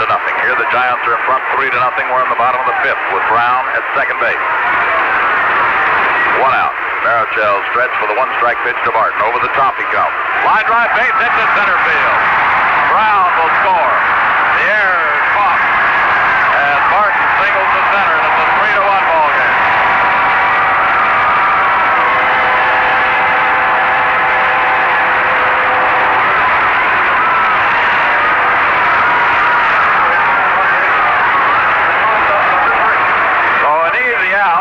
into a base runner, turned into a run. And Tommy Dean will be the batter with Martin at first as the former Giants come back to haunt his mates again with the line drive single to center. Two of former Giants combining for that run, Ollie Brown and Bob Barton. Dean takes the breaking pitch outside for a ball. That is the second hit off Marichal. The Padres get their first run.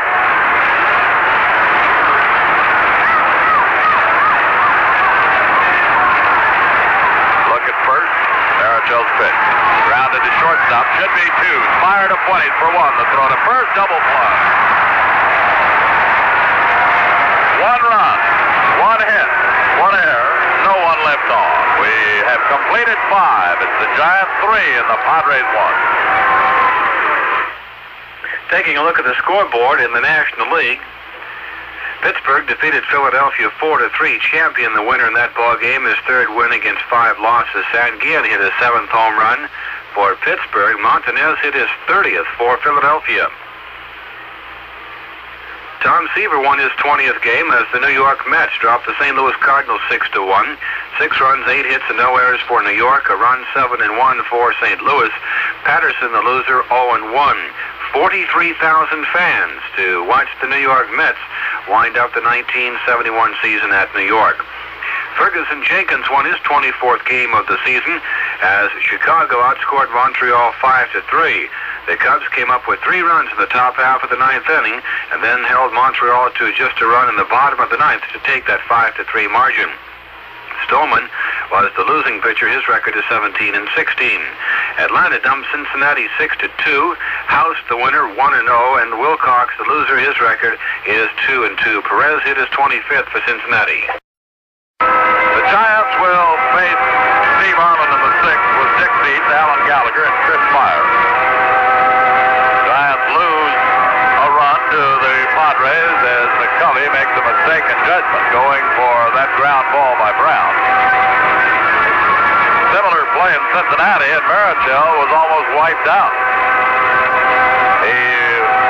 Lee May crashed into it on a play like that at Cincinnati, and Marichal came up with a bruised hit, but is able to pitch tonight. Al Severinsen throws in the bullpen, a right-hander for the Padres. Dick Dietz has grounded out and singled. His base hit was the last off Roberts as Roberts left the game and Arlen came in. Arlen has not given up a hit. He has walked 4 men, and he's struck out 2.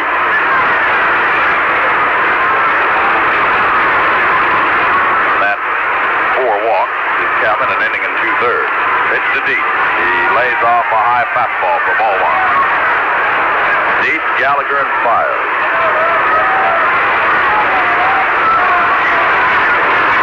Top of the 6th inning, 3-1. The Giants in front. Arlen pitch. Dietz takes the curve for a strike. 1-1. Giants cannot afford to sit on this 3-1 lead. At 3-0 lead, an error cost them a run. Now they're going to have to try to get some more. The 1-1 pitch. High for ball 2. It's 2-1. Arlen has given indication of wildness. As we say, 4 walks, 1 of them intentional. 2 of them intentional. McCovey was walked intentionally after May has stole 2nd and 3rd. 2-1 pitch. Dietz takes a fastball that's good for strike 2, 2-2. That one just in the strike zone, a high fastball. Houston had 2 men down in the top of the 5th inning. The Dodgers lead 1-0. Dietz swings and misses. He's out on strike. Arlen gets his 3rd strikeout. Dick Kelly, a left-hander, and Severinsen, a right-hander, throwing in the bullpen for the Padres. Now Alan Gallagher, who has grounded out twice, is the batter. Al Lanier has loosened up in the Giant bullpen. This might be Alan Gallagher's last appearance at the plate tonight. Takes low for a ball, 1-0. In the 6th inning, 3-1, the Giants lead. Giants scored 3 times in the 4th.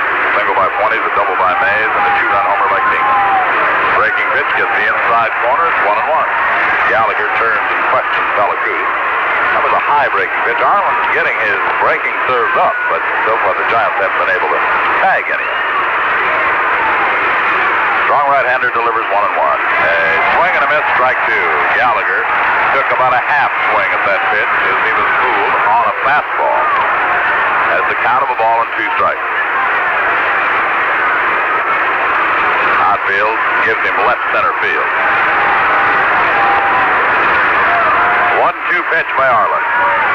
Low for 2-2. Giants 3, the Padres 1.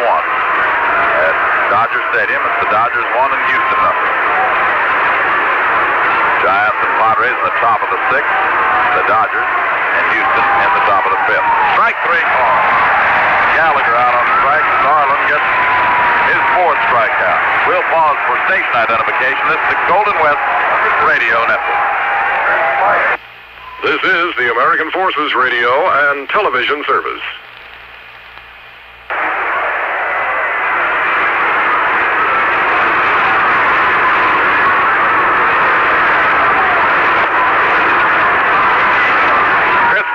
Takes the strike, 0-1. Arlen has retired the last 3 men he's faced on strikeouts. Kingman, Dietz, and Gallagher. And he has a 1 strike count on Spire. 3-1, the Giants lead in the top of the 6th. Blowing away for a ball. Vince Scully telling a story about Don Sutton, the Dodgers starting pitcher today, that he went to pitching coach Red Adams' house with his hand wrapped in bandages this afternoon. Said, I can't pitch tonight, I've burned my hand. Ground ball to shortstop. Dean to his left has it. His throw is in time. The Giants are retired in the 6th. No runs, no hits, no errors, no one left off. We go to the bottom of the 6th inning, and the Giants lead 3-1. Manager Preston Gomez is going to his bench. He will pinch hit for Steve Arlen. And Rod Gaspar, a left-hand batter, is the man who will do the pinch batting. A 125 batting average for Gaspar. Left-hand batter against Marichal. Then the top of the order.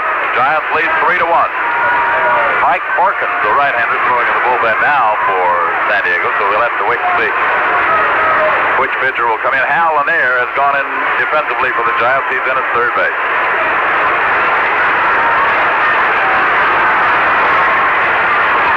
Rod Gaspar, who is with the Mets, up here as a pinch batter, open stance, left-hand batter, choked up on the bat.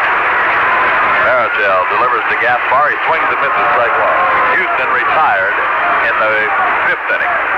Go to the bottom of the 5th at Dodger Stadium, and Los Angeles leads 1-0. The Giants lead 3-1 here. We're in the bottom of the 6th inning. Gaspar batting against Marichal. Fouls it back, strike 2. 0-2 count. Marichal giving him 2 screwballs, and Gaspar missed the first one. Fouled the second one off. An error cost the Giants a run in the 5th inning. It was Marichal there as he dropped the throw, but it was McCovey who put him under pressure by leaving first base. Fastball outside for a ball, 1-2. A ball and 2 strikes. The count to the pinch batter, Rod Gaspar. The outfield, medium deep, and playing about straight away. Juan winds, the 1-2 pitch. A screwball just outside. Boy, that couldn't have missed by much, and it's 2-2.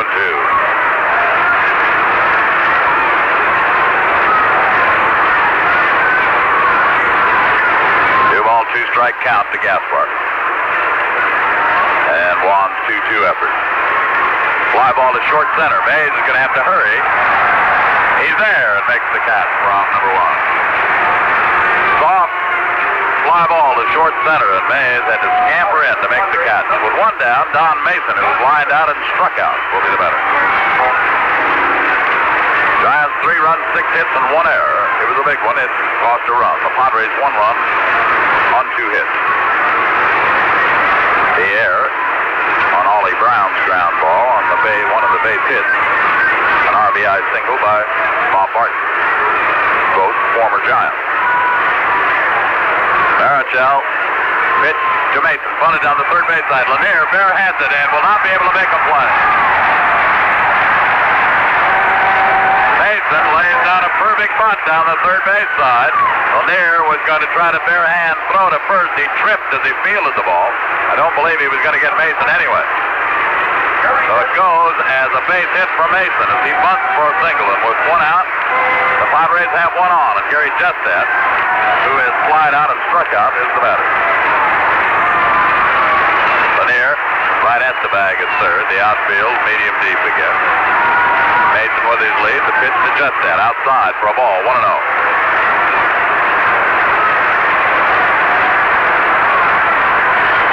Giants have one double play. And they're hoping for another one here before the big sluggers and the Padre order come up. Throw to first. Mason gets back in. It was a lob throw by Marichal.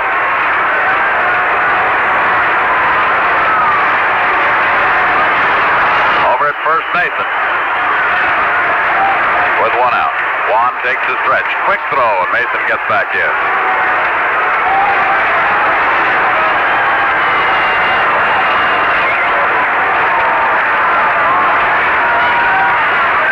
At first, Mason bluffing over the top. Jestat grounded to shortstop, maybe too slow for the double play. Fire has to go to first and does in time to get Jestat. Fire went to first to get Jestat as it was too slow to get Mason at second. And Fire gets the one sure out, and Jeter now will be the batter. He has drilled a single off Gallagher's glove at third, then flied to right field. Dodgers have one man out, nobody on in the bottom of the fifth. Here the Giants lead 3-1. The Padres have a runner at second, and the right-hand batting John Jeter up here.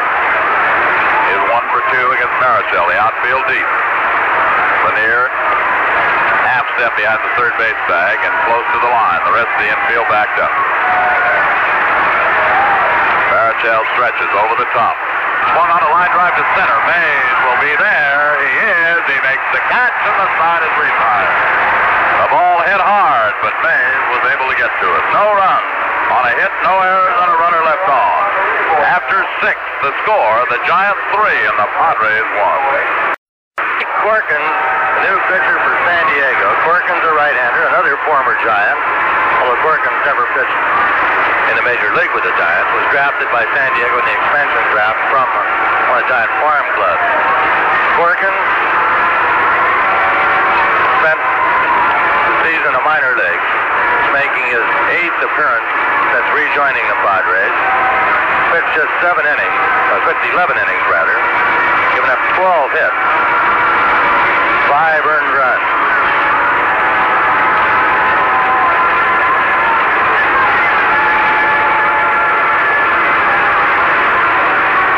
The end of 5 in Los Angeles, the Dodgers lead the Astros 1-0. 7 for the Giants. Pitcher Juan Marichal will lead off. And the top of the order, left fielder Kenny Henderson and second baseman Tito Fuentes.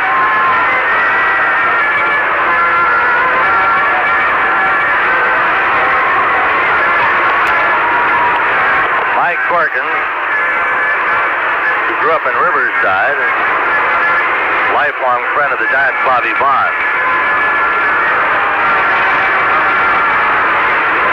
In the 6th inning at Los Angeles, the Houston batters against Don Sutton will be the top of the order. Shortstop Roger Metzger, second baseman Joe Morgan, and center fielder Cesar Cedeno.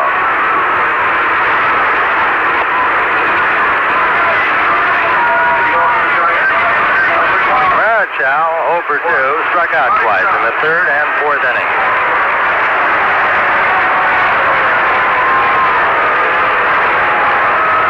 Corkins doesn't like the baseball.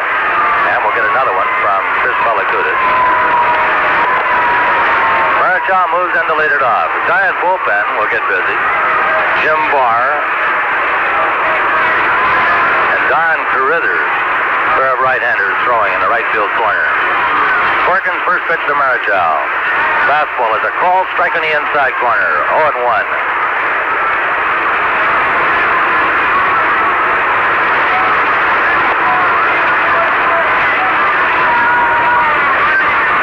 Back to the plate, 0-1. Breaking pitch. Swung on and missed, strike 2. Marichal twisting his neck around at home plate as if he charged something out of place a bit with that swing. back in the batter's box. 0-2 count. Corkins into the motion. The 0-2 pitch on its way. Breaking ball outside. Ball 1.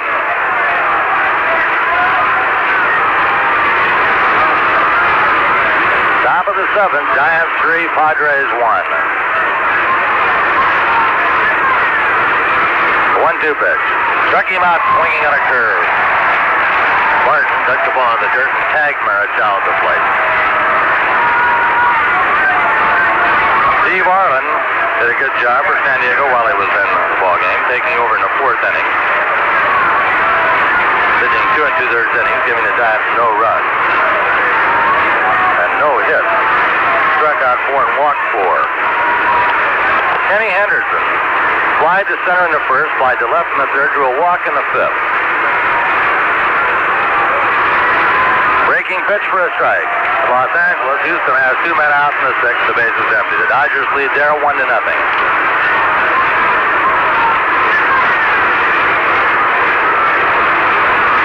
Corkins kicking at the dirt in front of the pitching rubbers.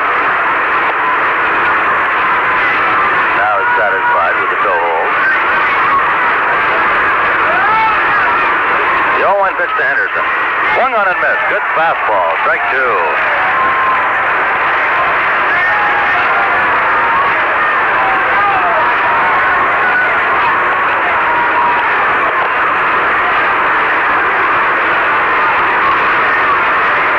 Count on Henderson. Corkins kicks and throws. High with a fastball, ball 1. San Diego defense around to the right in the outfield. The infield more straight away.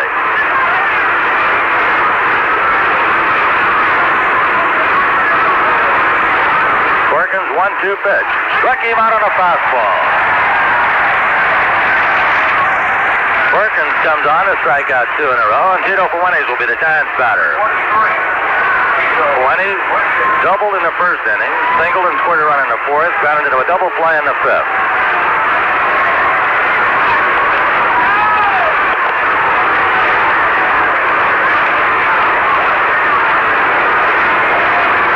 Daniel has doubled for Houston with 2 outs in the 6th inning. Mike Corkins sets and fires a fastball, strike.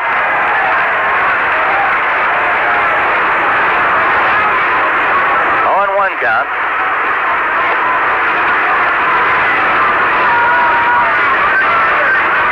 Corkins into the motion. The 0-1 pitch. High bounder up the middle. Dean charging. The shortstop has it, throws, and can't get him. Fuentes beats it out. Tito gets his 3rd hit. A high chopper over the mound, fielded by Dean in front of second base. His throw too late to get Fuentes. Giants have their 7th hit. Willie Mays will be the batter. Mays fouled out in the 1st inning. Doubled to drive in a run in the 4th. Walked in the 5th. It was off Mike Corkins that Mays hit his 600th career home run here in San Diego Stadium 2 years ago. Bob Watson has singled home Cesar Cedeno. The Astros and Dodgers are tied 1-1 in the 6th.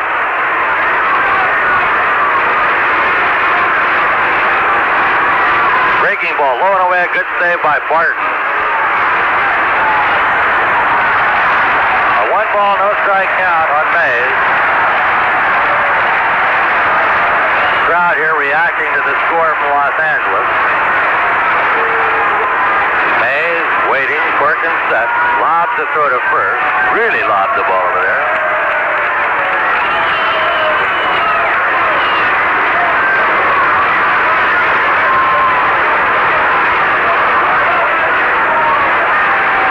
Breaking pitch low, ball 2.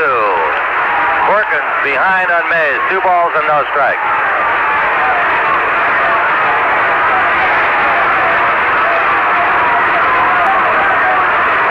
Set. The pitch to Mays. Foul away to the right. Strike 1.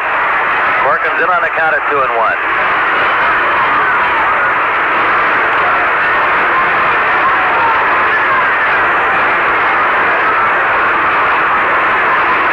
Corkins walking around in back of the pitching rubber. Now stands back on. Fuentes starts to lead away from first. Deal with a short lead. Perkins looking, throwing. Ball, strike two. Fastball just above the knees on the inside part of the plate. Perkins and Mays go to a count of 2-2.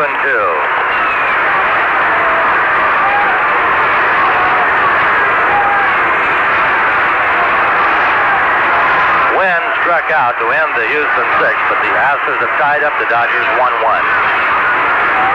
Curve is called, strike three.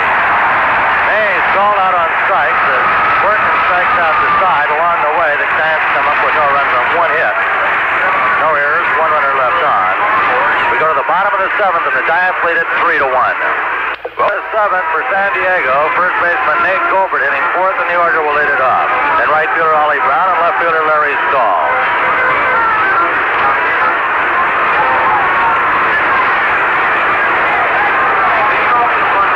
Colbert, 0 for 2, grounded to short in the first, did the same thing in the fourth.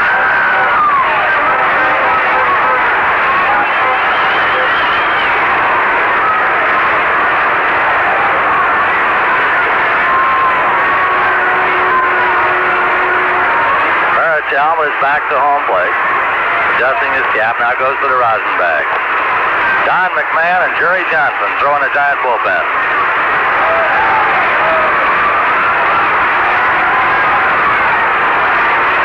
Marichal comes over the top. Breaking pitch, a bit too low, ball one. A 1-0 count on Nate Colbert.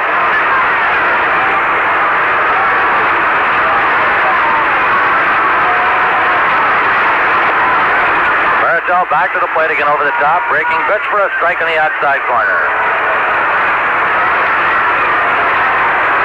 A 1-1 count on Colbert, leading off the Padres seventh.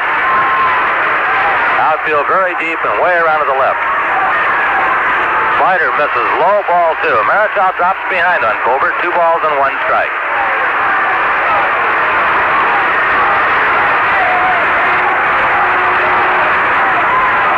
Juan into the motion, comes over the top. Pop-up foul off first. McCovey racing over, but this will be out of his reach. Little low pop-up. McCovey could not get to it. It dropped at the base of the stand. And goes just as strike two.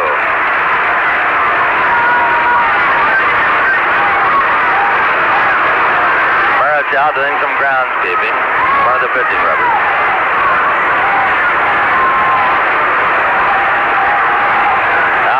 Kicks high, comes over the top.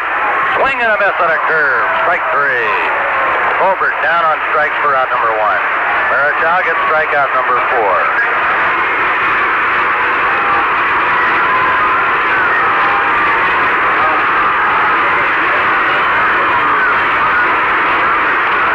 Ollie Brown got it to third in the second, was safe on an error, and scored the Padre run in the fifth. Splendor, right-handed batter. Marichal's first pitch to Ollie. Breaking ball low and away, ball 1.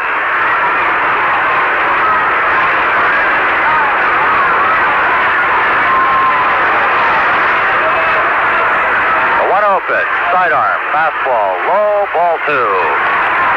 Marichal's dropped behind the first 2 batters in the inning. Got behind Colbert, 2-1. Now drops behind Brown, 2-0.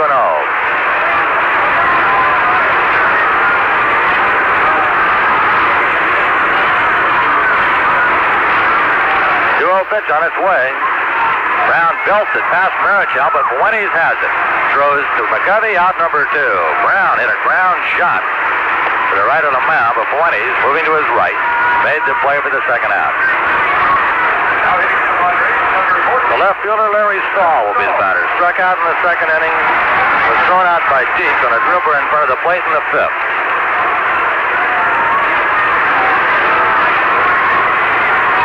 Dodgers batting in the bottom of the sixth have 1 out, bases empty, a 3-2 count on Manny Mota. That one tied up 1-1 at Dodger Stadium. First pitch to Stahl. The screwball, low, ball 1. Stahl struck out in the second inning. Oh, we said that, didn't we? Bounced out in the fifth. Mota has walked for the Dodgers. A 1-0 pitch to Stahl. Swung on a miss, a good screwball by Marichal.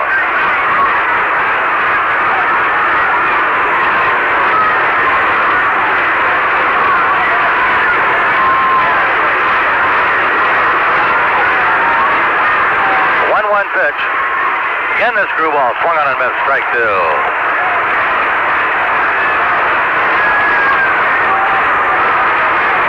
Ball and 2 strikes on Stahl. Infield and outfield, slightly around to the right against the left-handed batter.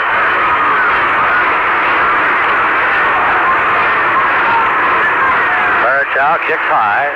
Again, the screwball grounded to the right side. Fuentes to his left has it, throws to McCovey. Out number 3. The San Diego 7th. No runs, no hits, no Giant errors, no runners left. At the end of 7 full. The Giants 3 and the Padres 1. Diego Stadium. For the Giants, first baseman Willie McCovey hitting 4th hitter to lead it off, and the right fielder Dave Kingman and catcher Dick Deep. Bob Barton throws to second base. The ball around the Padre infield, and McCovey moves in. McCovey single to right in the first inning, line to center in the 4th to an intentional walk in the 5th. Padres put the 3 infielders on the right side.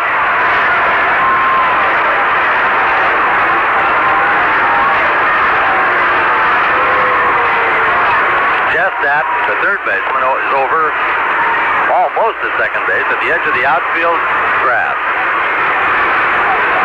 McCovey swings at a curve and misses strike 1. Mike Corkins, third pitcher for San Diego.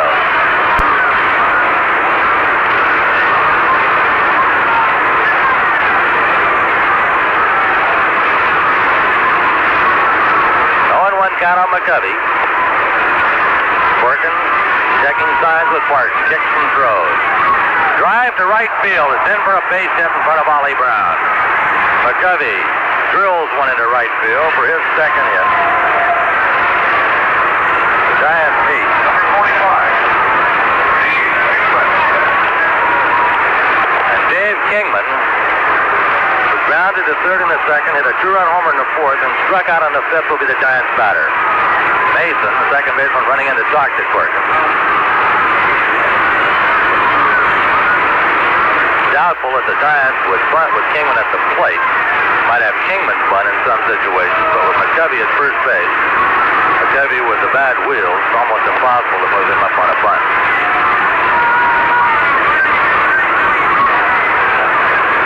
Corkins pitched to Kingman. Low and away, a good save by Barton, almost a wild pitch. Barton darting out from behind the plate to his right to backhand that ball. That would have moved McCovey to second base. Padres play the infield double play deep. The infield around to the left and deep. Breaking pitch fouled at the plate.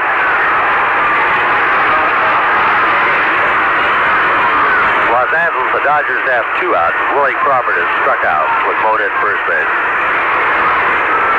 They're tied up 1-1 in the 6th.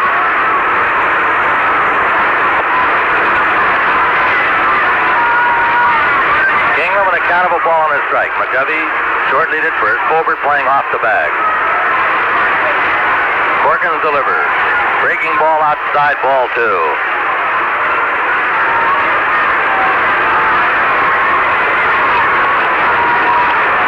Manny Mota is still on second base for the Dodgers. The Los Angeles has Mota at second with 2 outs. The Kingman is fouled at the plate off Barton's shin guard. Rolls down along the first baseline where one of the ball boys retrieves it. Jim Lefevre is the Dodger batter. Corkins goes to the rosin bag. San Diego bullpen is busy.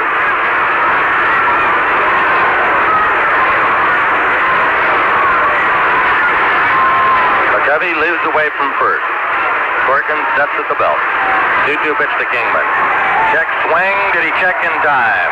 The umpires. And Lee Wire, the first base umpire, says Kingman went through with a swing, and Kingman is really upset. Kingman strikes out on a check swing. Dick Deaton goes up to hustle Kingman away from the play where he was yelling down at Wire, the first base umpire, who made the call.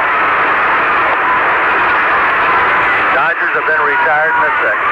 A 1-1 ball game going to inning number 7. Dick Deaton grounded to third in the 2nd, single to center in the 4th, struck out in the 6th.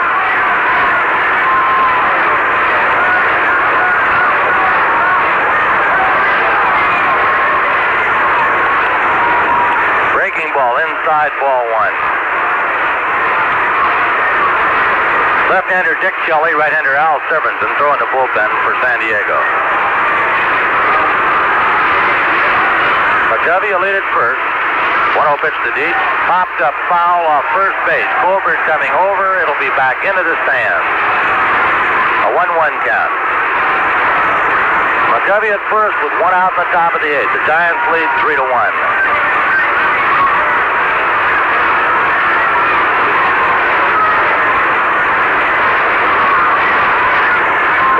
Goes to the rosin bag. Steps back on the rubber to look to Barton for a sign. Chevy with his lead. 1-1 pitch. Low. Ball two. Perkins drops behind on Dietz. 2 balls and 1 strike.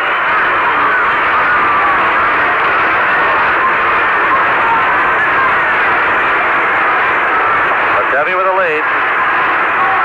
Not much of a lead.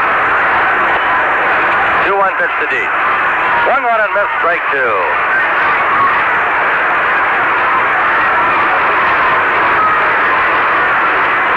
Dietz gets the fine car cloth from the on-deck better Hal Lanier.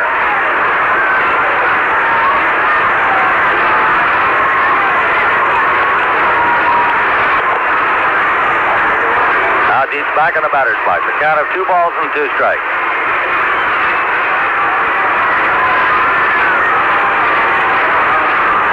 2-2 pitch. Drilled foul to the right. Soft liner up to the right. Bounced off the lower stand. Dietz again goes over the batter. Might have broken his back. Apparently did. He gets a new one.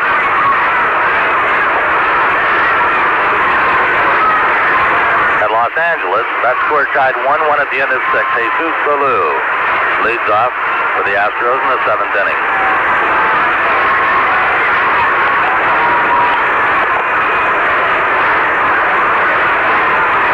Colbert playing well off the bag at first. Now moves in a couple of steps. Still playing off the bag. Pitch to Dietz. Outside, ball 3.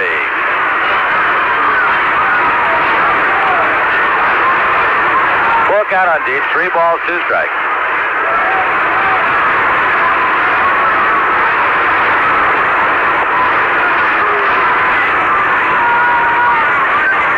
Pitch. Ball strike 3, and Dietz is upset at the call by Chris Belacutis. We pause for station identification. This is the Golden West Radio Network. This is the American Forces Radio and Television Service. This is SCN Radio, the voice of information in the Canal Zone, at 790 and 1420.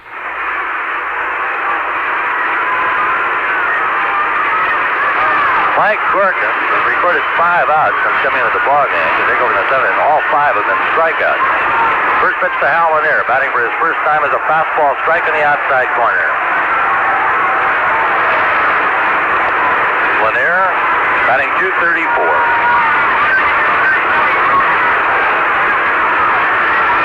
McCovey at first, 2 outs. Giants lead 3-1. Curvis swung on a miss, strike 2.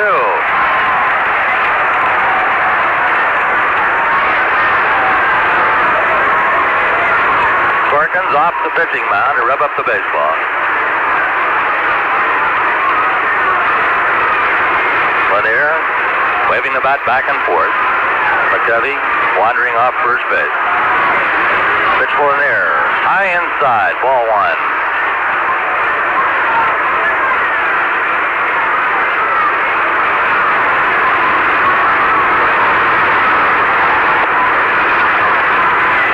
Astros have 2 outs in the 7th inning at Los Angeles. Pop up into right field. Ollie Brown moving towards right center. Easy play for Ollie. He's got it, and the side is retired. For the Giants in the 8th, no runs on 1 hit. A leadoff single by McCovey. No Padres errors, a runner left. We go to the bottom of the 8th, and the Giants lead it 3-1. Bottom of the 8th. For San Diego, the tail end of the order, catcher Bob Barton. Shortstop Tommy Dean. And the pitching spot, Mike Corkins, due to bat third.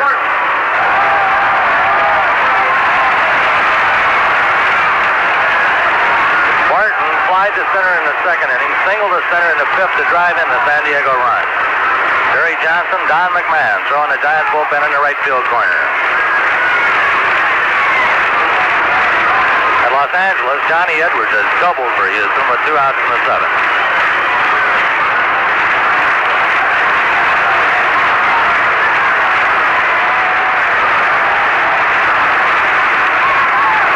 Marichal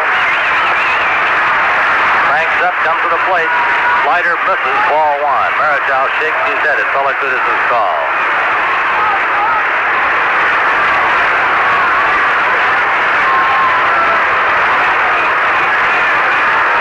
The 1-0 pitch on its way. Breaking ball, grounded wide of third. Fielded by Spire. A long throw. Not in time. And the Giants don't like that call at all. Bob Barton beats out an infield hit as Chris Spire's long throw from deep shortstop was not in time. Los Angeles, Jack Billingham struck out for the final out. The seventh inning, that score remains tied at 1-1. Barton gets his second hit, the fourth for San Diego, and Tommy Dean, the shortstop, will be the batter. Dean grounded to short, grounded into a double play, started by the shortstop in the fifth.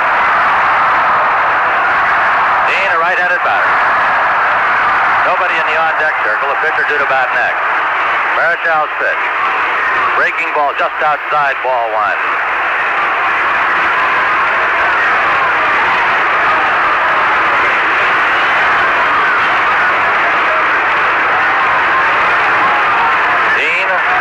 Choking up on the bat. Barton is short lead at first. Marichal's pitch. Grounded to short. Spire goes to Tito for one. To throw to McCovey. They double him up again.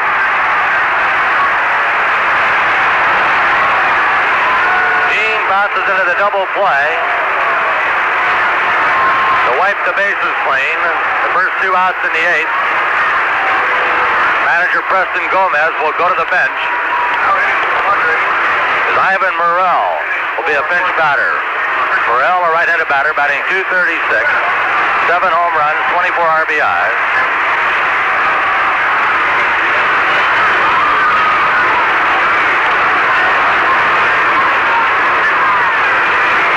Morrell now making his way up to the plate, throws the bat weight away.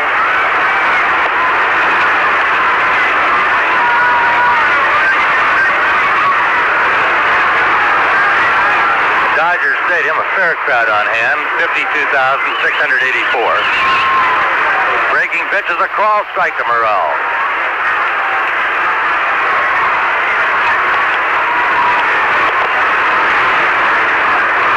Juan Marichal's 0-1 pitch to the pinch batter Morrell is popped foul into the seats to the right, strike 2.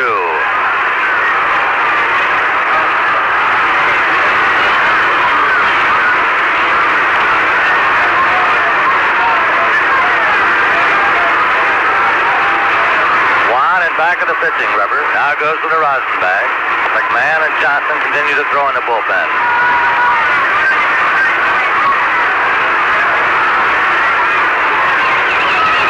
The 0-2 pitch. Swung on and missed. Strike 3. Morrell strikes out for out number 3. Marichal gets his 5th strikeout. For San Diego in the 8th, no runs on 1 hit. No Giant errors. No runners left on. The end of 8 full. Giants 3 and the Padres 1. On for the Padres. For Severinsen, his 59th appearance of the year. Has 2 wins, 5 losses, 8 saves, an earned run record of 3.26.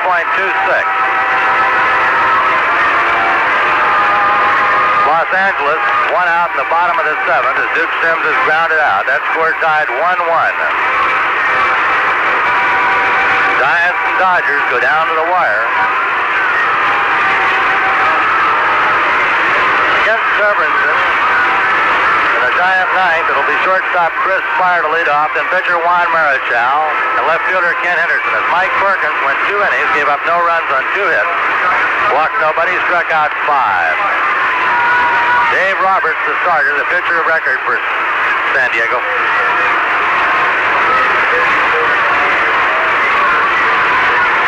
Made a attendance at San Diego tonight, 34,861. 34861. Drive to deep right field. Back goes Ollie Brown. Still going back. Can't get it. It's over his head and off the wall. Fire digs into second base. Holds with a double. Dal Severinson's first pitch when he took over is a double over Brown's head in right field. Fire gets his first hit. The Giants ninth, and Juan Marichal will be up trying to move Chris Fire to third base. Don Sutton has singled to center for the Dodgers with one out in the bottom of the seventh. The Giants, this crowd tonight, fall just short of the 2 million mark on the road.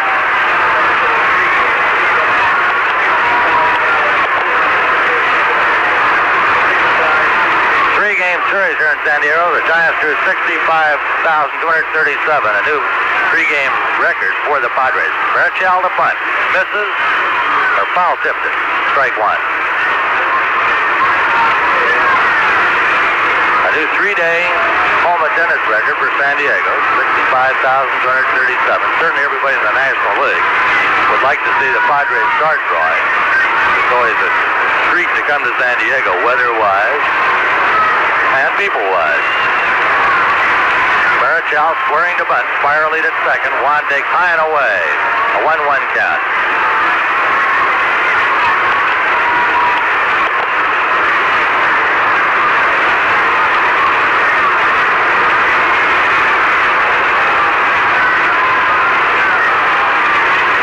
Severinson looks at second. Marichal squaring to bunt. Misses. Strike two. Marichal. Now with a count of a ball and 2 strikes as Juan has twice failed to bunt the ball.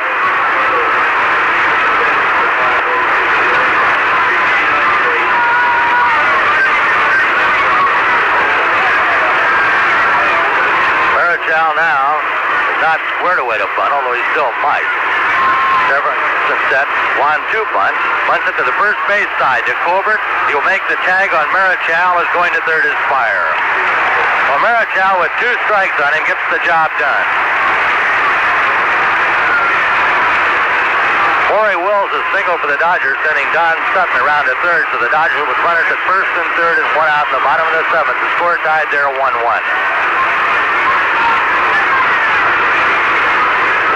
Padres pull the infield in as Kenny Henderson moves in. Kenny flied to center in the first, flied to left in the third, walked in the fifth, struck out in the seventh.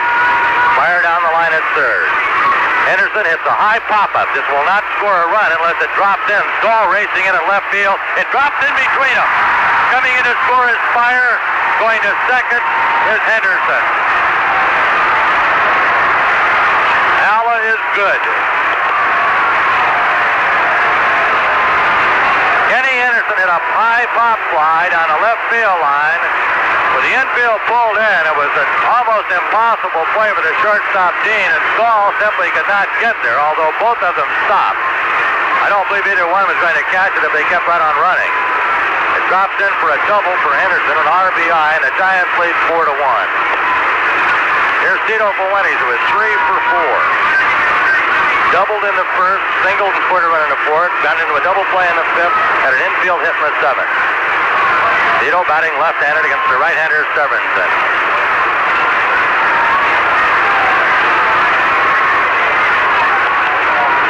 Severinson to the plate.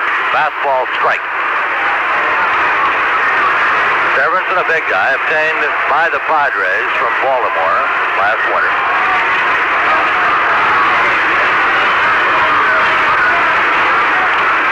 Henderson, a lead at second. Severinson looks back there. Dean trying to keep him close. Pitch to Tito is flashed foul to the left into the stands. An 0-2 count.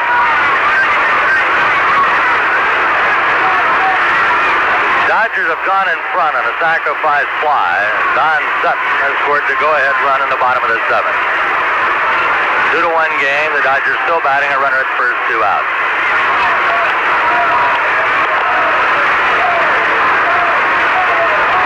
Henderson, a short lead at second base. Now Kenny Lakes is it. The Padres try to keep him close. 0-2 pitch to Tito. High inside, brushing him back, ball 1.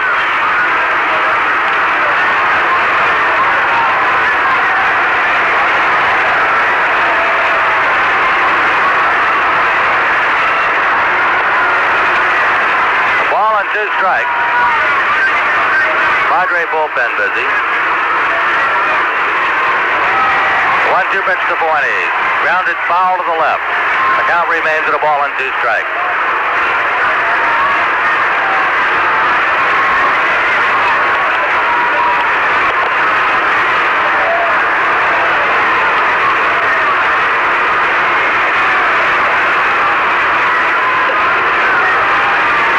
A 1-2 count on Tito.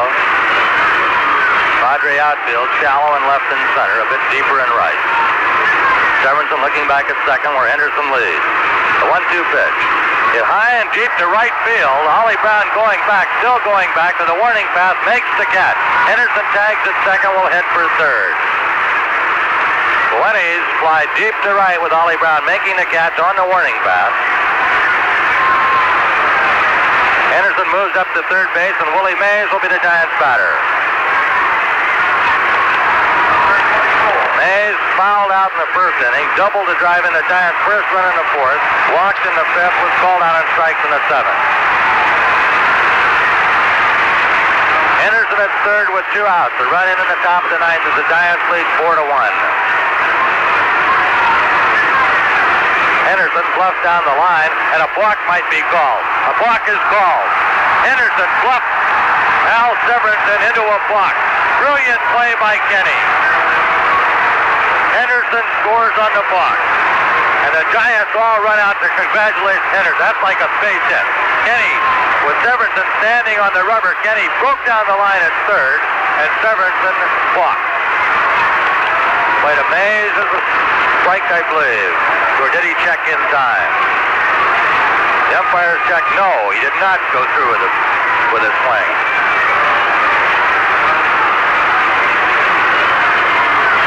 Mays with a count of 1 ball, no strike. Severinsen into the motion. The pitch to Mays. High ball 2.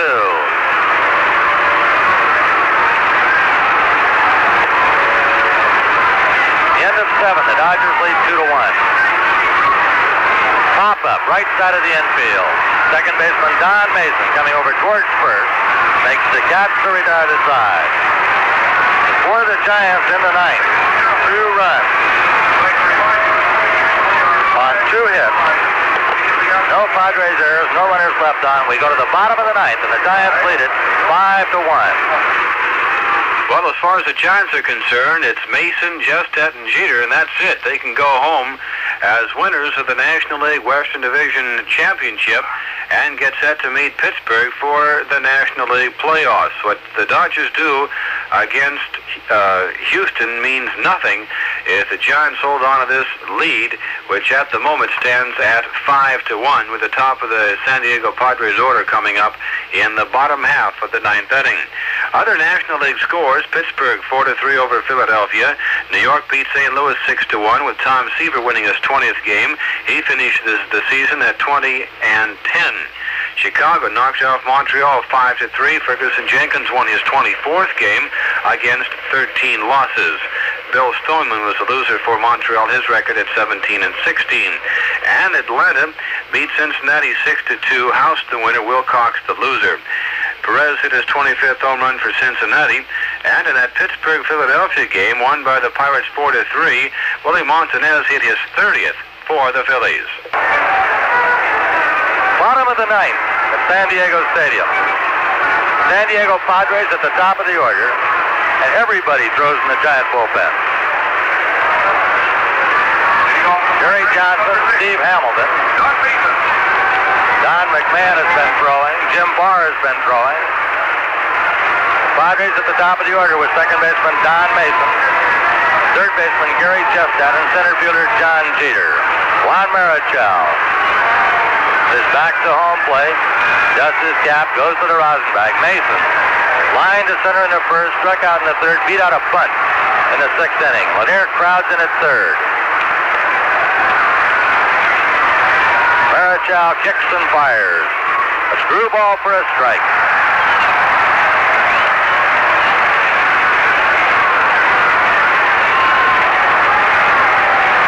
Juan over the top.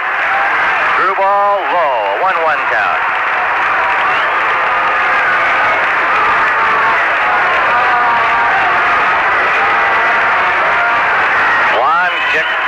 again over the top. Fastball, loop to left field. Henderson is right there. Moves 2 steps towards the line. He's got it out, number 1.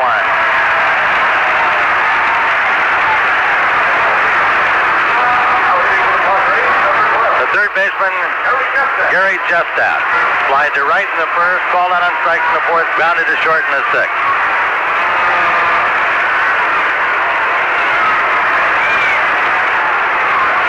Marichau's pitch to the right-handed batter. Breaking ball a bit too low, ball 1. Roger Metzger has led off the Houston 8th with a single. Drive to deep left field. Henderson going back to the wall. This one is off the wall. Fire racing out into left field will make the play as it comes off the wall, and Jestat has a double. Jestat crashes one off the fence.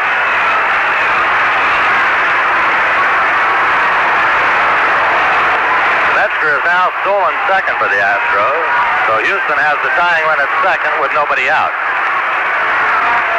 Tito Fuentes and Hal Lanier come in to talk to Marichau. John Jeter, the center fielder, will be the batter. At an infield hit in the first, slide to right in the fourth, line to center in the sixth. With 1 out in the ninth, and the Giants leading 5-1. Jestat has doubled off the left field wall.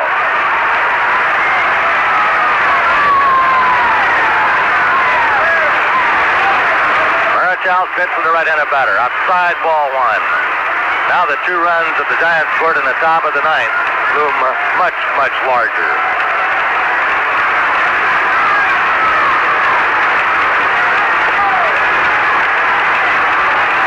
Marichau looking at second where Jestat leads.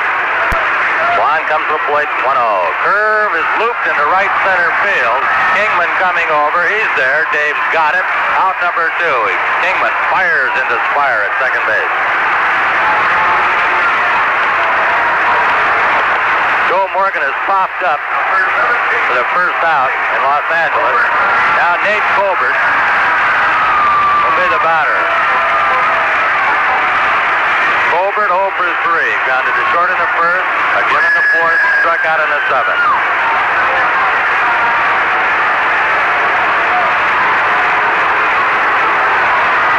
Two outs in the bottom of the ninth. The Giants lead 5-1. Gary Jestat at second base.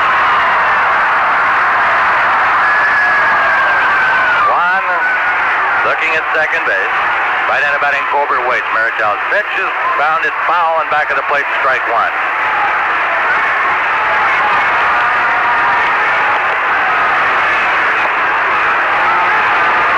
A roll of you-know-what has just been thrown out on the field.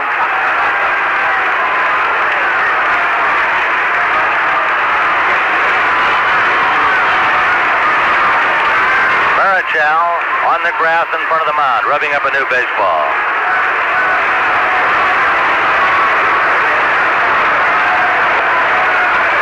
Jestat standing a step away from second base. Marichau taking his time. Cedeno has struck out for the second out of Los Angeles.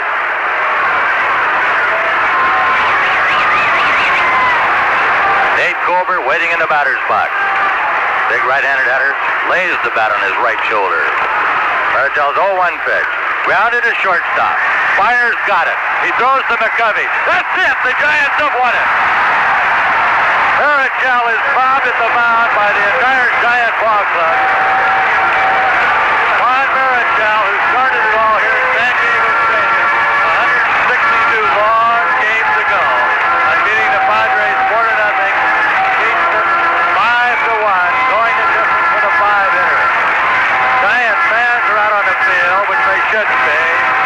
Marichau being pummeled by the Giants. Marichau in 1962, when the Giants won the pennant, won 18 games and lost 11. Tonight, he wins his 18th against 11 losses. I think it was fitting that tonight the first run of the ball game was driven in by the Giant captain, Willie Mays. As soon as Lime completes his television, we will go down to the clubhouse. We'll be talking with the Giants as jubilation reigns supreme. And here's the second happiest guy in the world, next to me, Lon Simmons. Willie, get down there and check in with us as soon as you get down celebration from the clubhouse as Bill Thompson heads for the clubhouse. A brilliant pitching performance by Juan Marichal. And the totals on the game, 5 runs, 10 hits, and 1 error for the Giants. 1 run, 5 hits, no errors for the Padres. Marichal wins his 18th. He has lost 11. The same record he had in 1962 when the Giants won the pennant. Now it's on to the Pittsburgh Pirates, Saturday at Candlestick Park. The Dodgers are still playing against Houston, but that is unimportant now as the Giants have won the Western Division Championship, their second title since coming to San Francisco, and it took the final day of the season. And this, to the date, 9 years to the date today since the Giants won their pennant in 1962. They have not won the National League Championship, but they are in the championship as they will face the Pittsburgh Pirates in 2 games at Candlestick Park, Saturday and Sunday at 1 o'clock. We will be on the air, of course, with the broadcast of those games at 12:40. There are still some tickets available at Candlestick Park for those playoff games. What a dramatic ball game. A 5-1 ball game would not ordinarily be dramatic, but this one really had the dramatics. Rookie Dave Kingman put in the lineup because the Giants' leading home run hitter and leading RBI man, Bobby Bonds, could not play. He had a torn muscle in his side. Kingman, his second time up, hit a 2-run homer. As in the 4th inning, the Giants scored 3 times. 20s, who had 3 hits in tonight's ball game, opened the inning with a single. And this after Tito had doubled in the 1st inning and been thrown out at the plate by Ollie Brown trying to score on a single by Willie McCovey. And as he tried to score, he was tagged out at the plate by Bob Barton. But then 20s singled in the 4th inning. Willie Mays doubled 420 feet from the plate to score 20s with the first run of the game. McCovey lined to center. Dave Kingman, the rookie, tagged one into the seat in left field to give the Giants a 3-0 lead. From that point on, the Giants were held pretty well in check until the 9th inning, when Chris Spire, against the 4th Dodger pitcher, or 4th Padre pitcher, Al Severson, doubled off the right field wall. Marichal sacrificed him to third, and then with the infield drawn in, Henderson popped one into short left. The ball dropped in for a double with Spire scoring. Henderson then went to third as 20s fly deep to right and came in on a balk to give the Giants a 5-1 victory. The Marichal in the bottom half of the inning got the first man, Mason, to fly out. Just that doubled off the wall. Jeter flied out and Colbert grounded to a rookie, Chris Spire, playing only his 2nd season in professional baseball, his first in the majors. And Chris fielded the ball flawlessly, took his time, and threw him out for the final out of the game. The performance by Marichal, superb. He gave up an infield hit to Jeter in the 1st. In the 5th inning, Ollie Brown leading off, grounded one which should have been an easy out. So McCovey left the bag trying to field the ball and could not, and Fuentes fielded the ball. And when Tito,